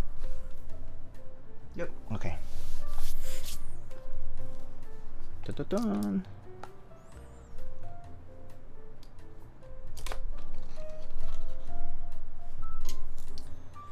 How's the difference between full and half plate in terms of typing feel? Oh, it's a huge difference. You need to try it to know.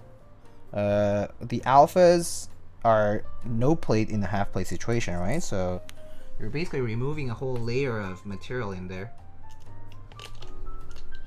on your bottom out, so it's going to be different. It's going to be much softer in the alphas. Yeah.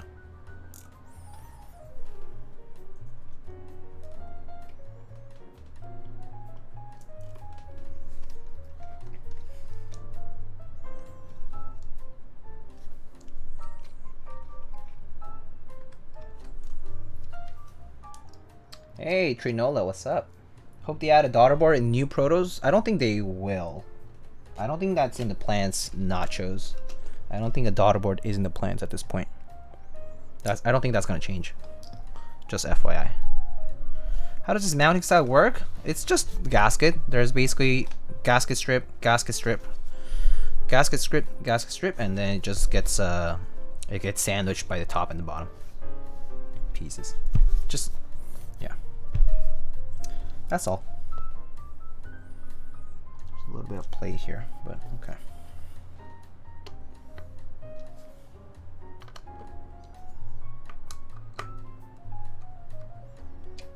What should I build as my first keyboard? That's a hard question. Honestly, I can't answer that for you. You need to decide that for yourself. And yo, Alhex, thanks for the 4 months. Thank you so much for the tier 1. Alright, let's go. Let's do this. So the key sets, there were 2 people who decided to redeem a key set. And we get 2 choices. We get, I don't know why Rabbit Sensei wanted camping, but camping's one of them. Actually, camping would not look bad, but it would look different. Camping or Burgundy. People did the thing. So we only have those 2 choices. Which one do I respect? Do I respect the thing from Rabbit Sensei? Is Rabbit Sensei still here though? I actually don't know if they are. If they're not here, they're not gonna claim it. I'll give Rabbit Sensei 30 seconds to say something. And if they don't, we're going with 10 Peaches suggestion of Burgundy, which I don't think they're here anymore. Okay. Sorry. Bye, Rabbit. Your points, I'll refund your points though. All right, Burgundy it is.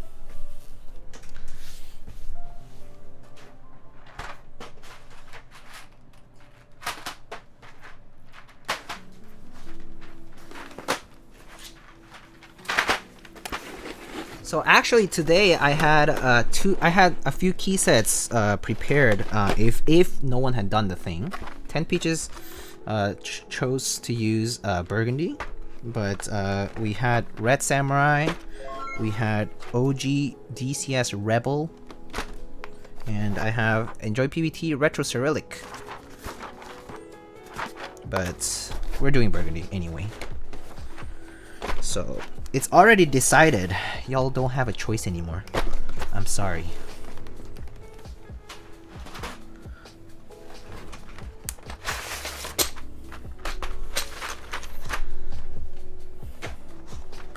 Do you sell your staff? No, I just don't want to take it off the other keyboard. And also because it won't match, I can't put it on here. No compatibility. Can you buy for typing test? No, too late. Too late. Marxy denied.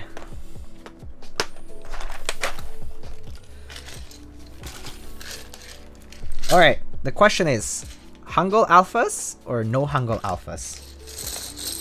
Hangul alphas or no Hangul alphas? I'll put the modifiers for now.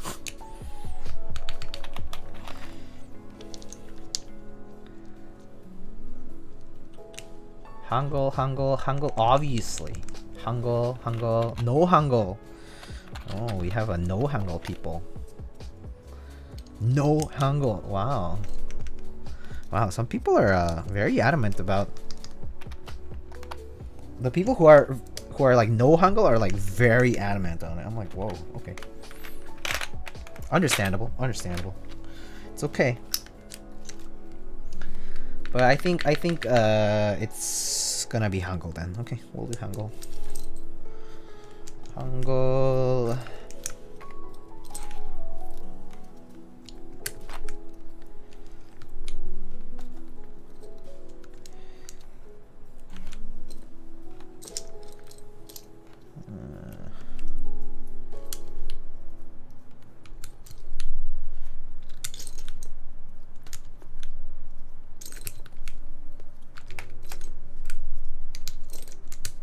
한국 주세요.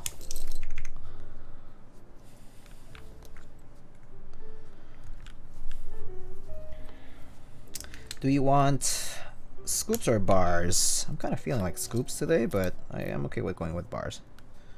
Oops, wrong place. Put in the wrong place. Where's my key puller? Deadpool keyboard.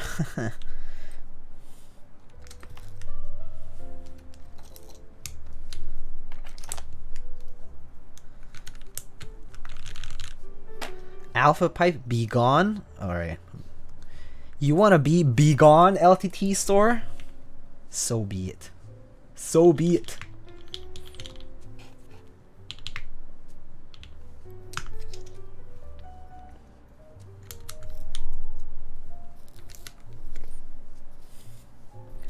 Mod abuse.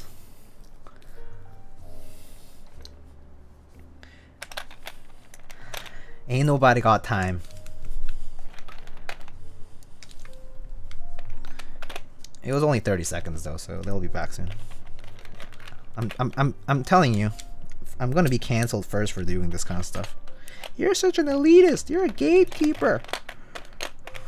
You're the worst.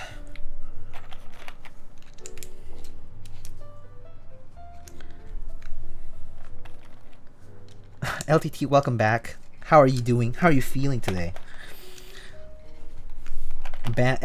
Exclamation band streamer.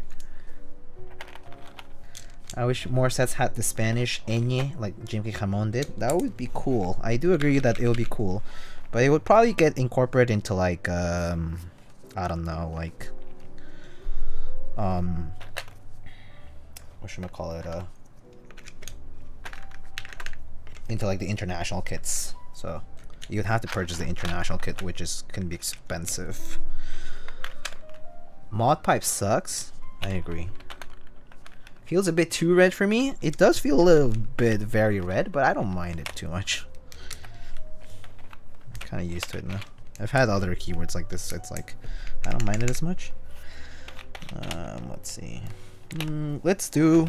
Should we do KBD lab? And then we can do. I'll just put the FN key here for fun this time. We can do page up and page down, maybe. That'll be fun. Hey! What's up? Shin Wong, hello. How are you? Do you have Bingsu Lightning? I do have Bingsu. Okay, we're gonna do bars today, because why not? Bard. How's the build going? We're just finishing up the build. And keycaps on this.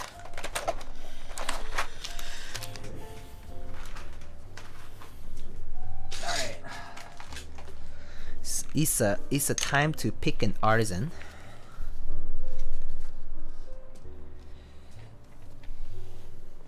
Stop following me, Patty. Alright. Let's see. I like this one. I think this could look really good. This Cthulhu. We can always go with Mrs. Claus. Mrs. Claus. Or Fugu kind of neat though. Yeah, let's go with the Cthulhu. I like the Cthulhu here.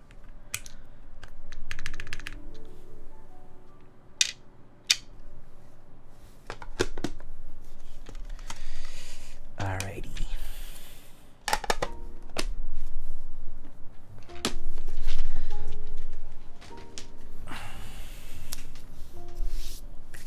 I missed the build. Well, you missed the building itself, but you're here for the better part of the stream, the part that everyone has to wait for like 2.5 hours. Which I'm sorry. Yeah. All right, let's type on this thing, shall we? I'll show a close-up of the board after we type. Okay. Fair.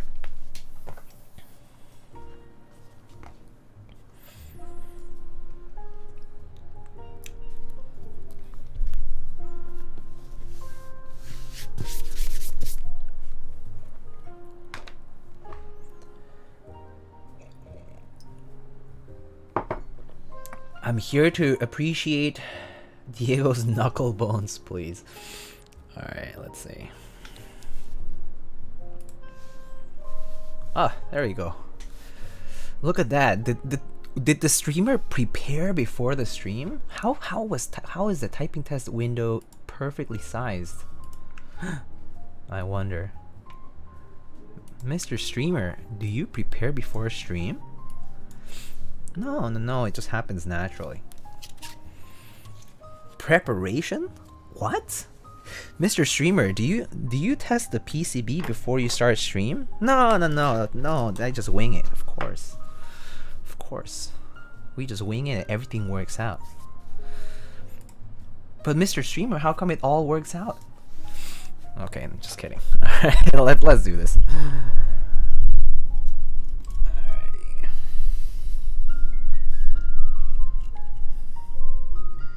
Imagine preparing a stream. Not gonna lie, I sometimes do wing it a little, but it's usually to the point where things are functional. I think as long as it's fixable, it's okay. Like fixable during this time frame of the stream. So yeah.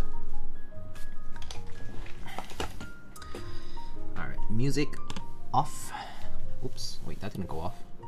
Oh, it's because I didn't have it plugged in. Oopsie. Someone asked me to show you the artisans earlier. Alrighty. Partner moves. The next level is when streamer lubes stabs off stream. You see, I would do that, but I actually just don't have the time to do stabs off stream. I would, but I actually don't have the time. Like, lubing switches is already plenty. So by the time I want to stream, it's like, stabs are already like, it's too much. Yeah.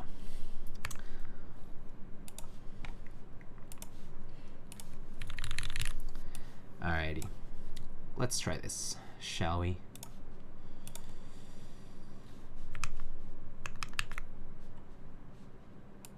$130 plus or cancel? Thanks, please. Please. Alright.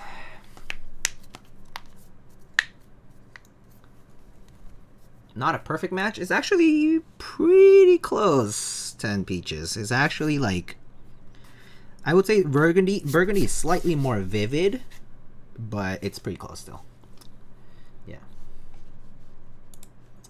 Here we go.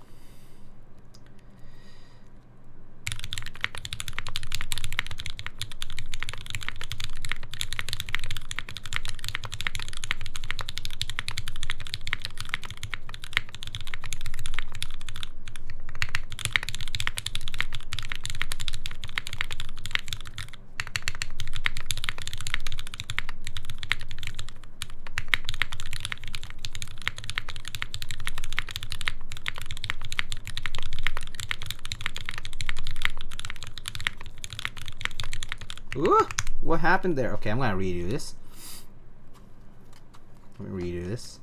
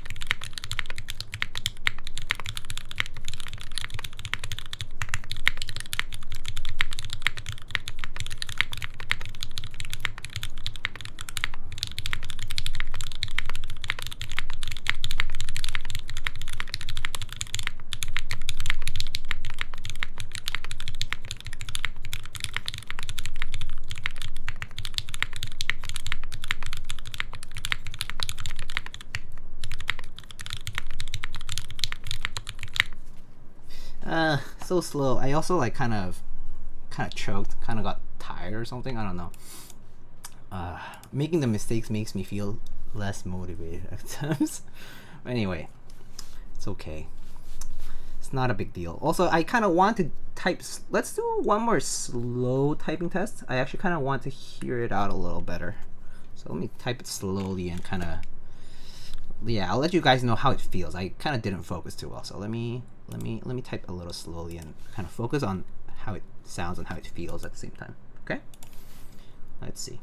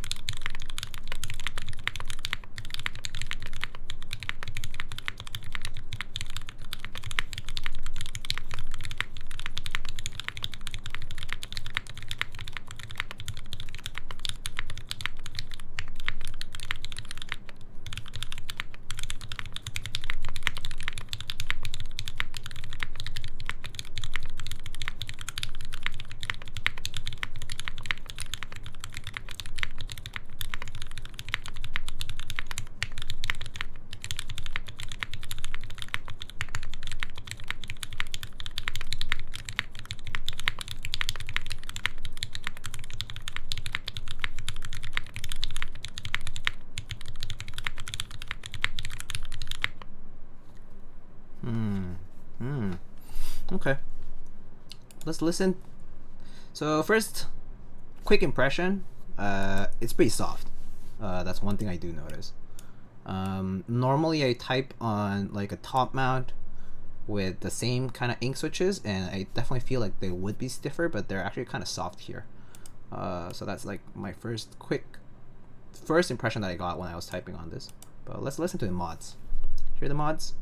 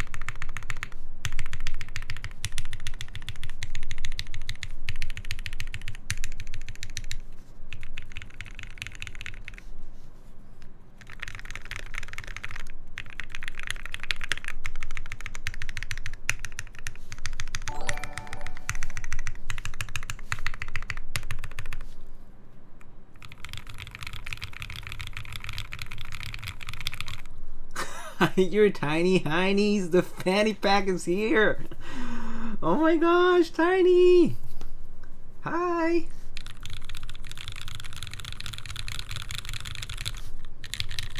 Thanks for the raid.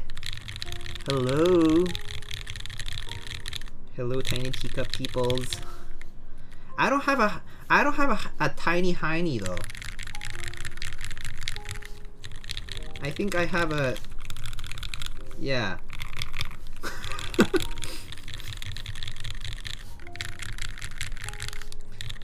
I need 6 more viewers, please. 10 for your rap? Oh my god. That's so daunting. Diego does indeed have a tiny hiney. Oh, Sag. Diego Dumpy confirmed? No, no leaks. No Dumpy leaks. Today's not the day for Dumpy leak. Well, that sounds really bad. Well, let's not talk about that. That sounds pretty disgusting, to be honest.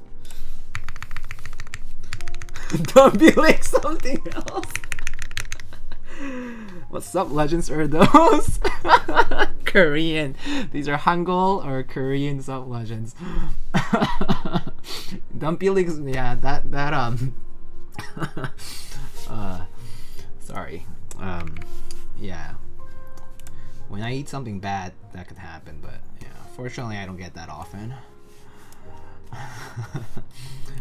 Alright, so I mean, what do you guys think? I do think it sounds really nice. First of all, it definitely feels very soft. Like the let me see how this. Okay, so first of all, say right now, okay, if you're expecting like a lot of don't expect things to like move a lot here. Like there's not that much movement, but the bottom mount itself is actually pretty soft. It feels softer than the top mount. It feels actually kind of reminds me of the typing on my Keycult 160.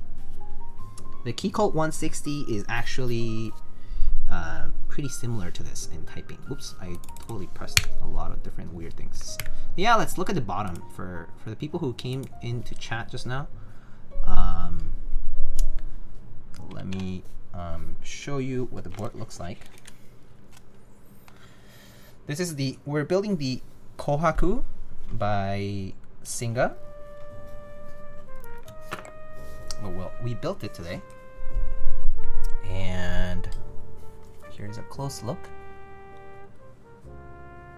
And look at this part though. Wow.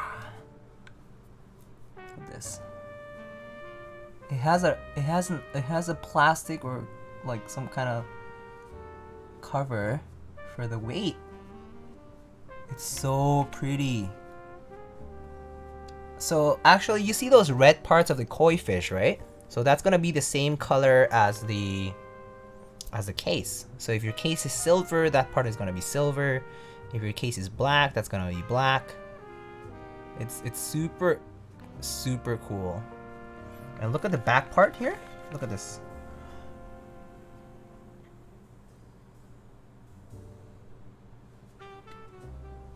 Are you able to remove that and have the case function normally? Yeah, you could. Is that acrylic? Yeah, I think it is acrylic. It's a form of plastic for sure. I think it's either acrylic or like clear polycarb. It's acrylic. There we go. It is acrylic. It's just a little piece of acrylic, a rectangle of acrylic that you just slide in.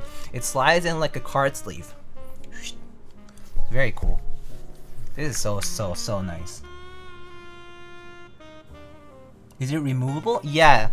You can remove it only if you so you can't just like flip it over and remove it. You actually have to like slide it out. So you have to open the case, you have to undo the weights, and then you can like slide it out. Yeah, it's slotted in though. So we can cut our own acrylic if we have the dimensions. You could, yeah. You could just take some calipers and a ruler and make one of these. Like make the cover for it. I'll give the dimensions. Hey, Elaine, hello. Look who's here. She's finally here. Hello. But yeah. How heavy? I actually don't know. I can measure the weights. Oh yeah.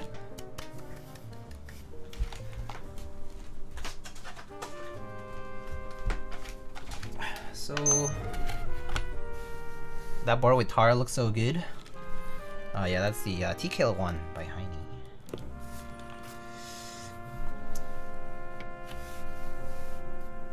So this is gonna weigh. It weighs 4 pounds and 4.4 ounces, which is also equivalent to 1.9, basically 2 kilograms. 2 kilograms essentially. It's 1.938, which is 2 kilograms. Yeah. But yeah, it's a decently hefty board. You can patina everything except the koi. Yeah, right, makes sense. Because the koi itself is aluminum, so. What do you think about Gateron yellows? Gat yellows are good. But yeah, this is copper. And it comes clear coated. But yeah, you could patina this. So if it's clear coated, it's not gonna tarnish quickly.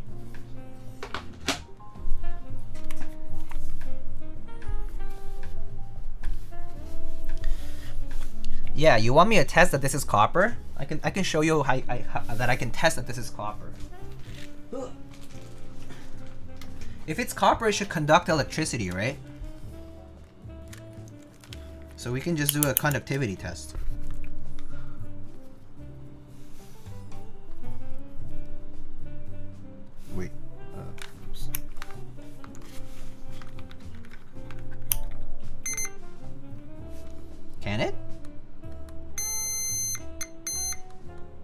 Does most metal conduct electricity? Yes, it does. It does. So the trick is it's metal. But yeah, science. No, I'm just kidding. Wait, let's focus. Hello. Why is it not focusing? Okay, there. Taste it.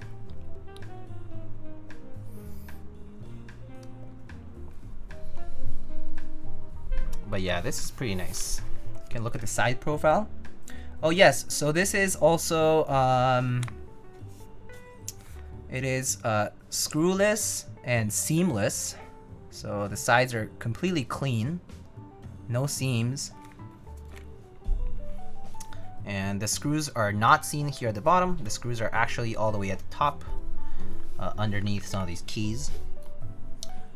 Specifically, they're between the escape and the 1 key and the backspace here and the corner key, and then down here. 7-degree angle. Is it 7? 8? 7? Yeah. I think it's 7? 7 sounds right. Is there an acrylic layer below the weight? Yes, this is acrylic. Is it gasket mounted? Yes, it is gasket mounted. It is gasket mounted. Yeah. Here's the screw. Yeah, there's a gasket strip here, gasket strip here, here, and here.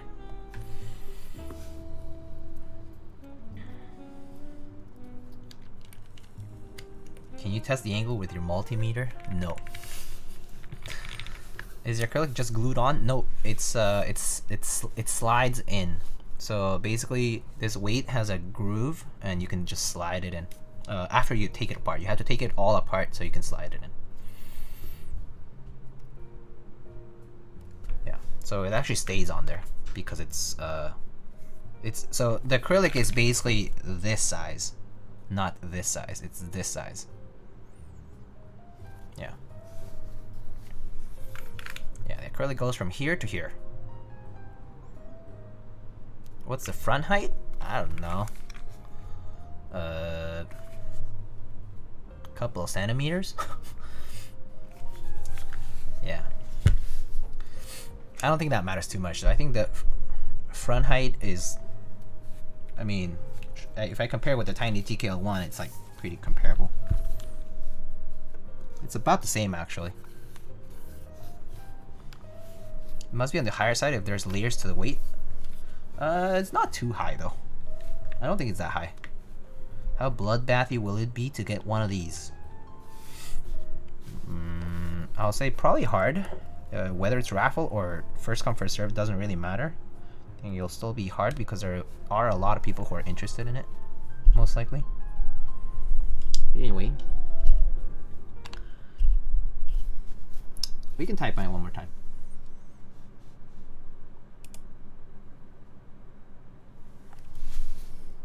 It's gonna be Hunger Games. There we go. It probably will be difficult though. Bots be thirsting. Alright, let's try this out one more time. Here we go.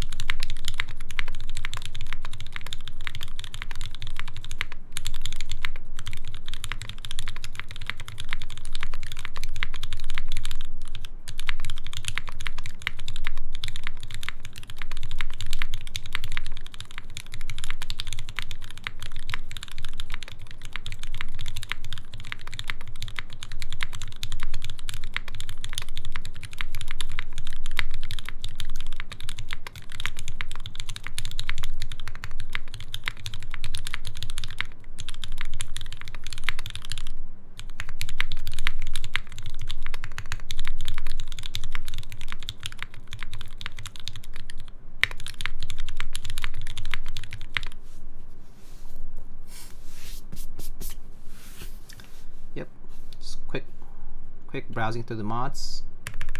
Oops.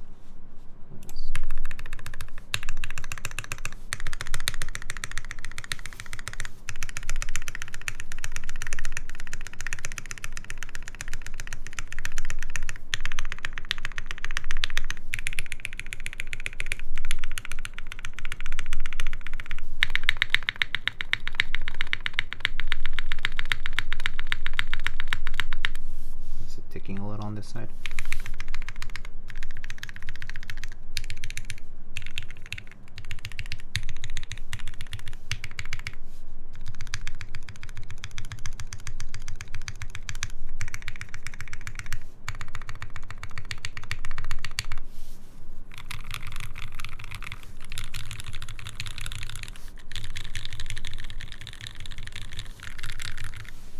So actually,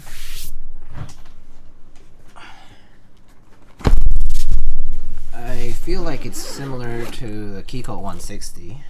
So let's actually take that out and show you.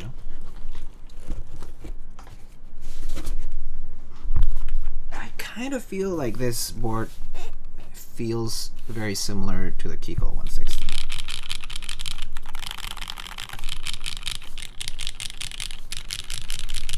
But this has a half plate.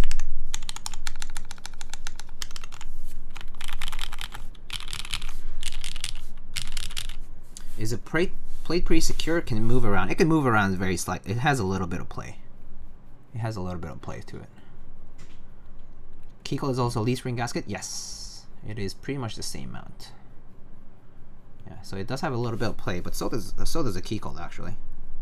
But I think the Keycaps is a little bit more secure because the compression's a little bit more. There's a bit more compression. But on the Kohaku right now, there is a little less compression, so there is a little bit of play. Alignment pins help too. Yeah, that too. Yeah. But for example, in normal typing though, this does not like move. What switches do you have in the Keycaps? I have pretty sure I have MX blacks on this. So this has MX blacks on a polycarb half plate, and this is inks on a aluminum full plate. So pretty different. But I think what I'm trying to compare is that the softness that you feel from the gasketing is pretty similar between the Keycaps and the Kohaku. Yeah. So that's like kind of like one thing I'm kind of like feeling right now. It's like they like soften the blow basically to a similar extent.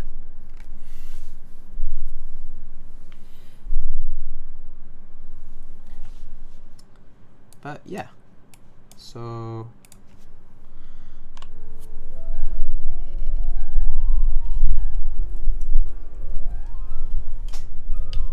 yo, Poner, thank you so much for the 16 months, dude. How are you doing?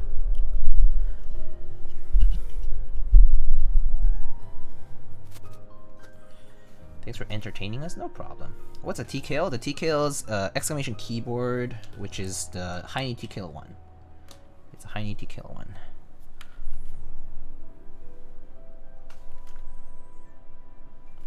Thought so. Yeah. But yeah. Any idea on ETA? No. Many units? No. First come first serve? I don't know. Raffle? I don't know. No, there's no information just yet. Information's to be decided still. We're still prototyping, so this is still a. Colors are decided though. Actually, colors are gonna be silver. Was it silver, gray, and red? I think that's right. Silver, gray, and red. I think are the three colors that are being done for the Kohaku run. Silver, gray, and red. Go on to the if you do exclamation Kohaku, you can find a link to the SINGA Discord if you're not in it already. If you go to the SINGA Discord and you go to the Kohaku channel, there are pins. You can check the channel pins, and there are several pictures and as well as more information that's currently available. That's all the information we currently have available.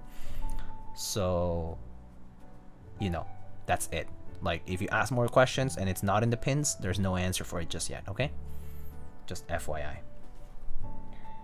Yeah. Group by information, we don't know yet. When? We don't know yet. Sometime this year.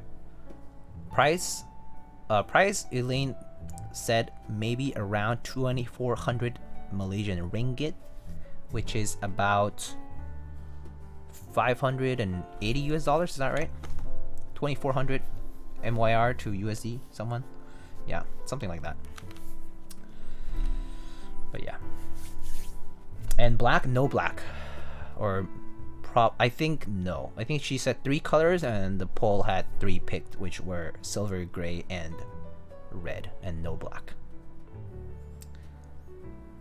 Feels like a key code, costs like a key code. Well, I think the machining is pretty complex here too, so I could see why. Also, prices of materials are going up, and machining costs time, so yeah. Time is money. Call it 600 easy math, yeah. Just hopped in. How's it feel? I was saying that the feel is pretty soft.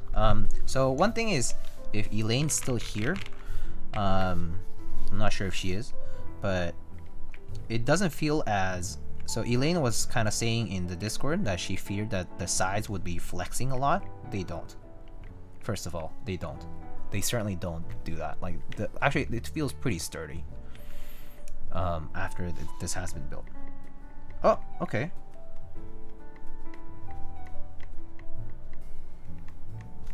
Okay, hold up.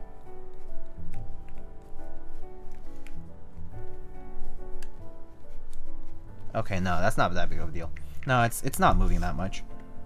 But I do think the sides are maybe a little less secure because the gasket strips are towards the middle part. But I think that most cases like this suffer from the same problem.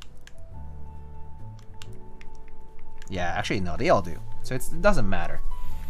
Yeah, so I think typing wise it doesn't have like the feeling of the sides just like flexing down, Elaine. Especially once built. I think the solder joints pretty much make it rigid. Yeah. Will you keep the proto? No, probably not.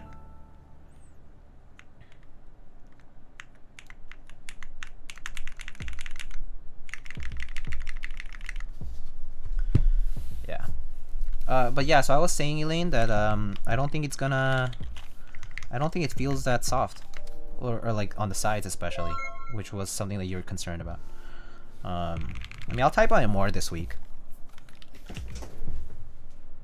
I'll be typing on it this week.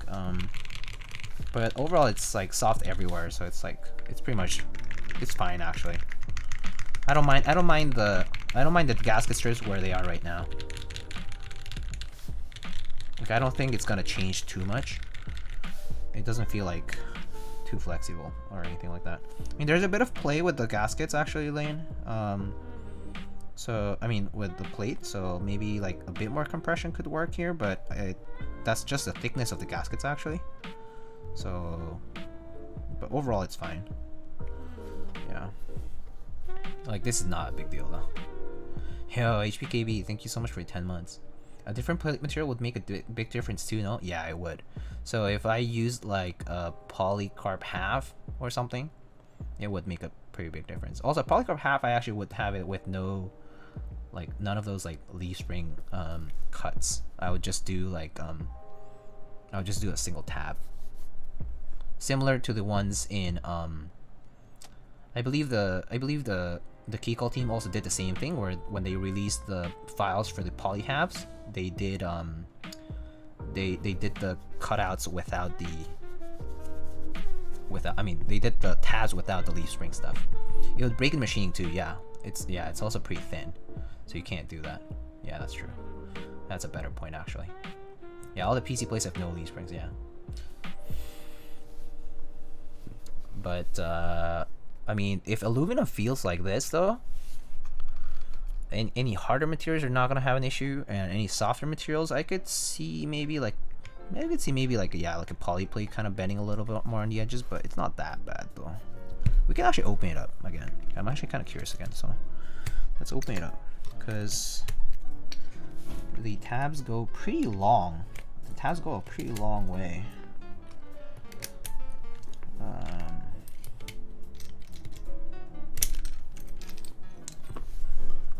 So the tabs go from the beginning of the 2 key and the beginning of the backspace, and then all the way towards the middle.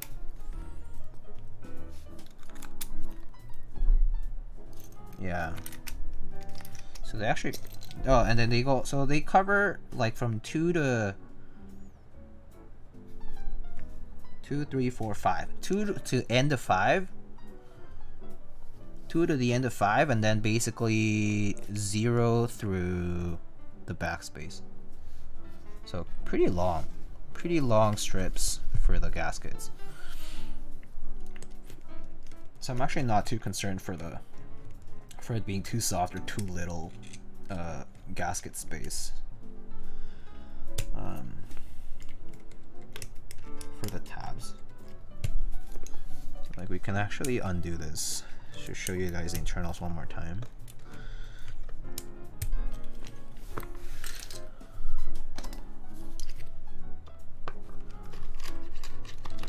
The plate with gaskets is fixed by either closing up the space or increasing the size of the gaskets. Is there a design strategy to picking tab length? Probably trial and error.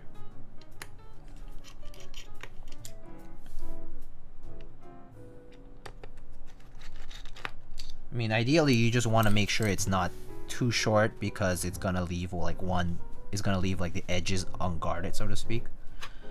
Yeah. So see here's the internals. So as you can see, it goes from 0 to the middle of backspace, and then goes from 2 to the end of 5. And then here goes from the Win key to 1/4 of the spacebar, and then 3/4 of the spacebar to the left arrow key. Yeah. So there's quite a bit of space for the gasket, actually.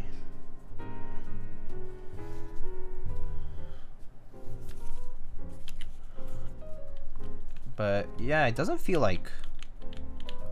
I mean, the PCB really adds to the rigidity.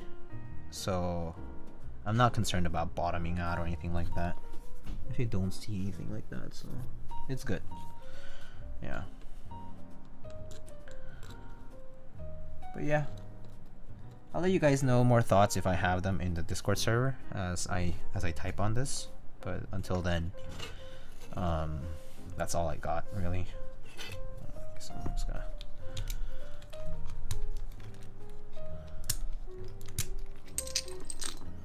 But yeah.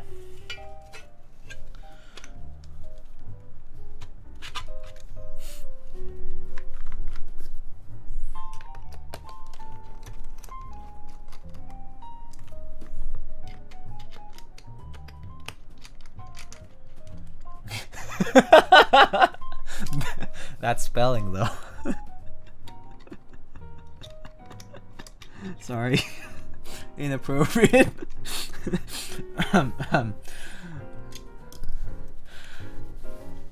But yeah, I will, Elaine.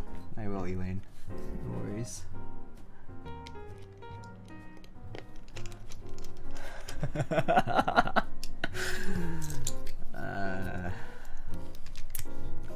That's fun.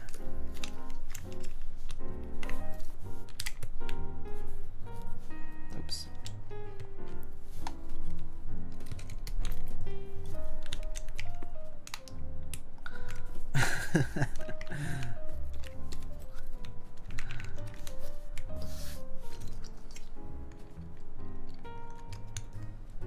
This build was fun though. This red is so good though. Elaine, you like nailed down this red really nicely. It's darker than the ones I have. I have the Vulcan Pro by Noxery and the Red Alice, right? And they're like, this one's even darker than that. It looks so good though.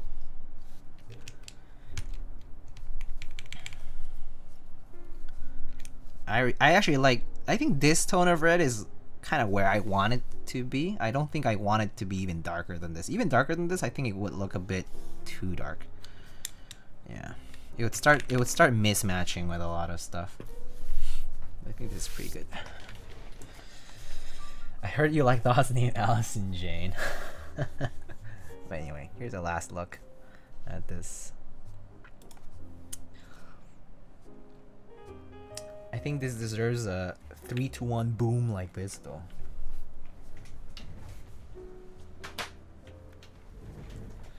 Alright. 3, 2, 1, boom. Anyway. Yeah.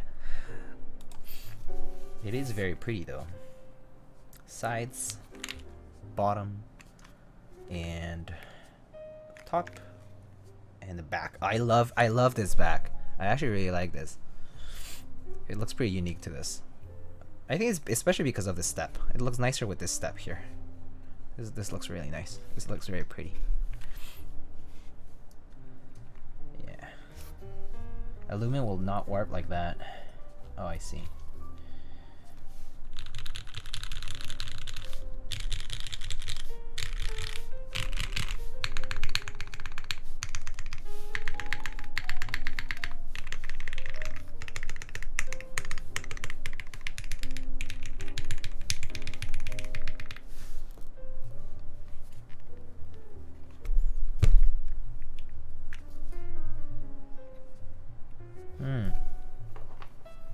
What's a clear piece covering the weight in the back? It's acrylic.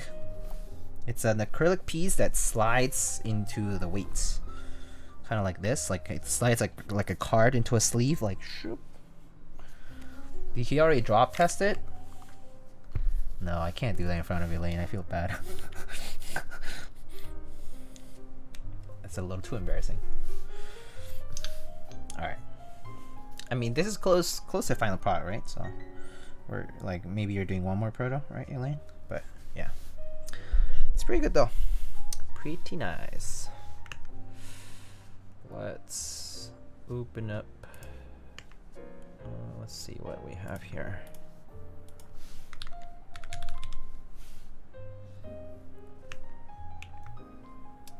Is that supposed to look like it's underwater? You could say so, yeah. Yeah. Oh, yo. What if you did this with blue, like blue tinted acrylic? But like not too blue, slightly blue. Or like green, sorta. Pog. Sorry, I'm like a kid here with this. I sound like a kid.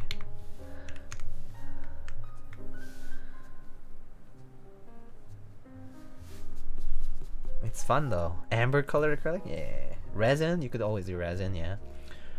Or what if you did clear and then you left some of this like open? So you can actually touch the koi.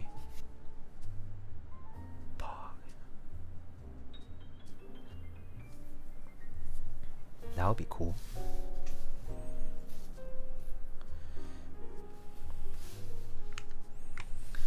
Alright. So we're done with the build for today.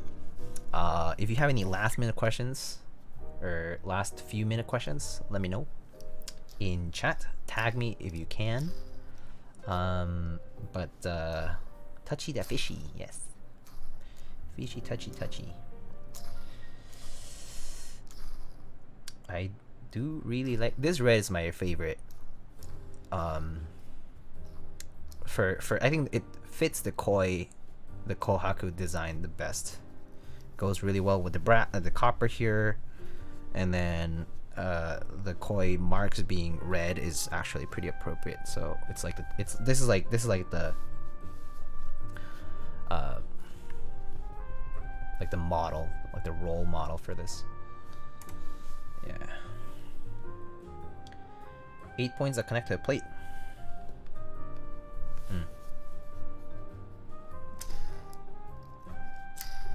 How about putting the keyboard in the sink? If you want me to do that, I'll do it. I'll send you a video. Anyway, but yeah, let's see who's streaming right now. Lol Sax is streaming. Keyworm is streaming. McMerlin, what is he up to? GMMK Pro. Dr. Huru is streaming. He's doing a 7V build. Lol Sax is doing a Bakeneko build. Yeah. I see a few people. Oh wait, is Franco doing his... Oh, okay, he's just playing games. I do want to mention a particular streamer / community member.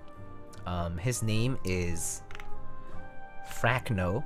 He goes by Fracno in on like Twitch and Twitter and whatnot. Frankno, his name is Franco, but he is doing a charity stream this weekend. I would really recommend you guys to check that out. It's for his father passed not long ago, and he's doing a charity stream. A lot of the details are on his Twitter and on his Instagram, but he's a friend of mine in the knit community, and I would love to see people support him this weekend. I'm sure that he would appreciate it a ton, especially coming from the keyboard community, because he's been involved for a long time in the keyboard community. He's a super, good-spirited guy, super chill. He plays games, and he does like physical therapy kind of related stuff. So he'll do like stretches for gamers and that kind of stuff. A lot of his video content is related to that on YouTube. But I would really suggest you guys to check out Frankno. I'm just gonna leave his Twitch profile. But yeah, just check out Frankno on the weekend. He's doing a charity stream. But yeah. Alright, so if you guys want to see more keyboard content, we can raid Mr. Dr. Huru. I think we can go raid him. I think he's still building. So yeah, he is. Okay. Did the sound test happen? It did. You'll have to go back on the VOD, and I'll record something maybe. I'm not sure, but yeah, you can just go back on the VOD. I did it many times, so you'll see it several times in the VOD. All right, any last minute questions, everybody?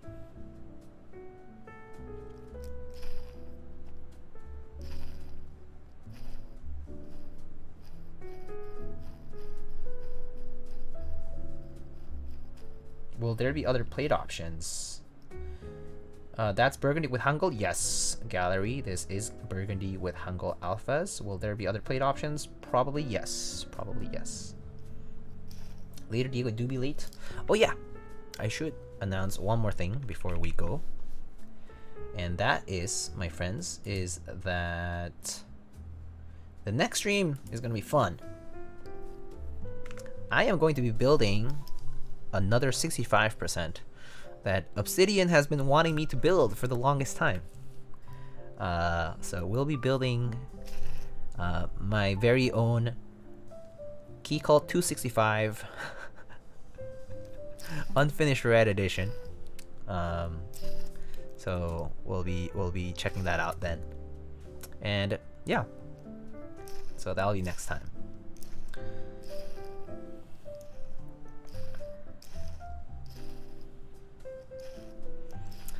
But yeah, other than that, that's all I got. We'll be building more boards this month. There's a lot of boards to come actually, because I am currently, I want to say I have applied for Twitch partner for a 4th time, and this month is the push. I'm gonna be streaming quite a few times this month for the rest of this month. So you'll see a 265, you'll see an Albach. I think I have like a whale. There's a Monster Gear K80 which just shipped. Actually, it just finished from group buy. There's other boards, but a lot of keyboards to build. So we'll be pushing all those out, and hopefully we'll get it this time. If we don't, it's fine. We push again some other time in the future when I have more time. But wish me luck. But I appreciate all of your support. I mean, to everyone out there, even if you came in just from the SINGA Discord ping or from a raid, I appreciate you. I don't mind if you're not here each stream, but I appreciate you being here today, and that's all that matters. So thank you. And let's go raid Dr. Furu now. Dr. Gog, please. Alrighty. Let's go raid Dr. Huru, who is building a 7V.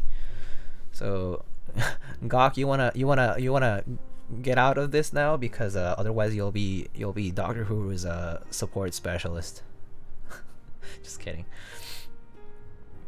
It's good to see your own design being built. I bet it's gonna be a bit nerve-wracking too. It's like, what if they mess up, or what if they don't like it, right? I have a build album. Oh, nice. I bet you do. That's a good thing to do, though. Good way to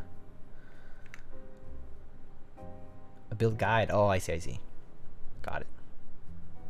Oh no, Huru. Wait, why? Oh no. Anyway, thank you everybody. I'll see you next time, which is going to be, let's see, 11, 12, 13. I'll probably be streaming I think this weekend I'll be streaming one more time. Probably it's either gonna be on Friday or on Saturday during the day. I have something at night, so I'll be busy at night, but Friday might be in the evening, or Saturday during the day. But anyway, thank you everybody. Have a good night. Take care, and thank you all again. I appreciate you all. Bye bye.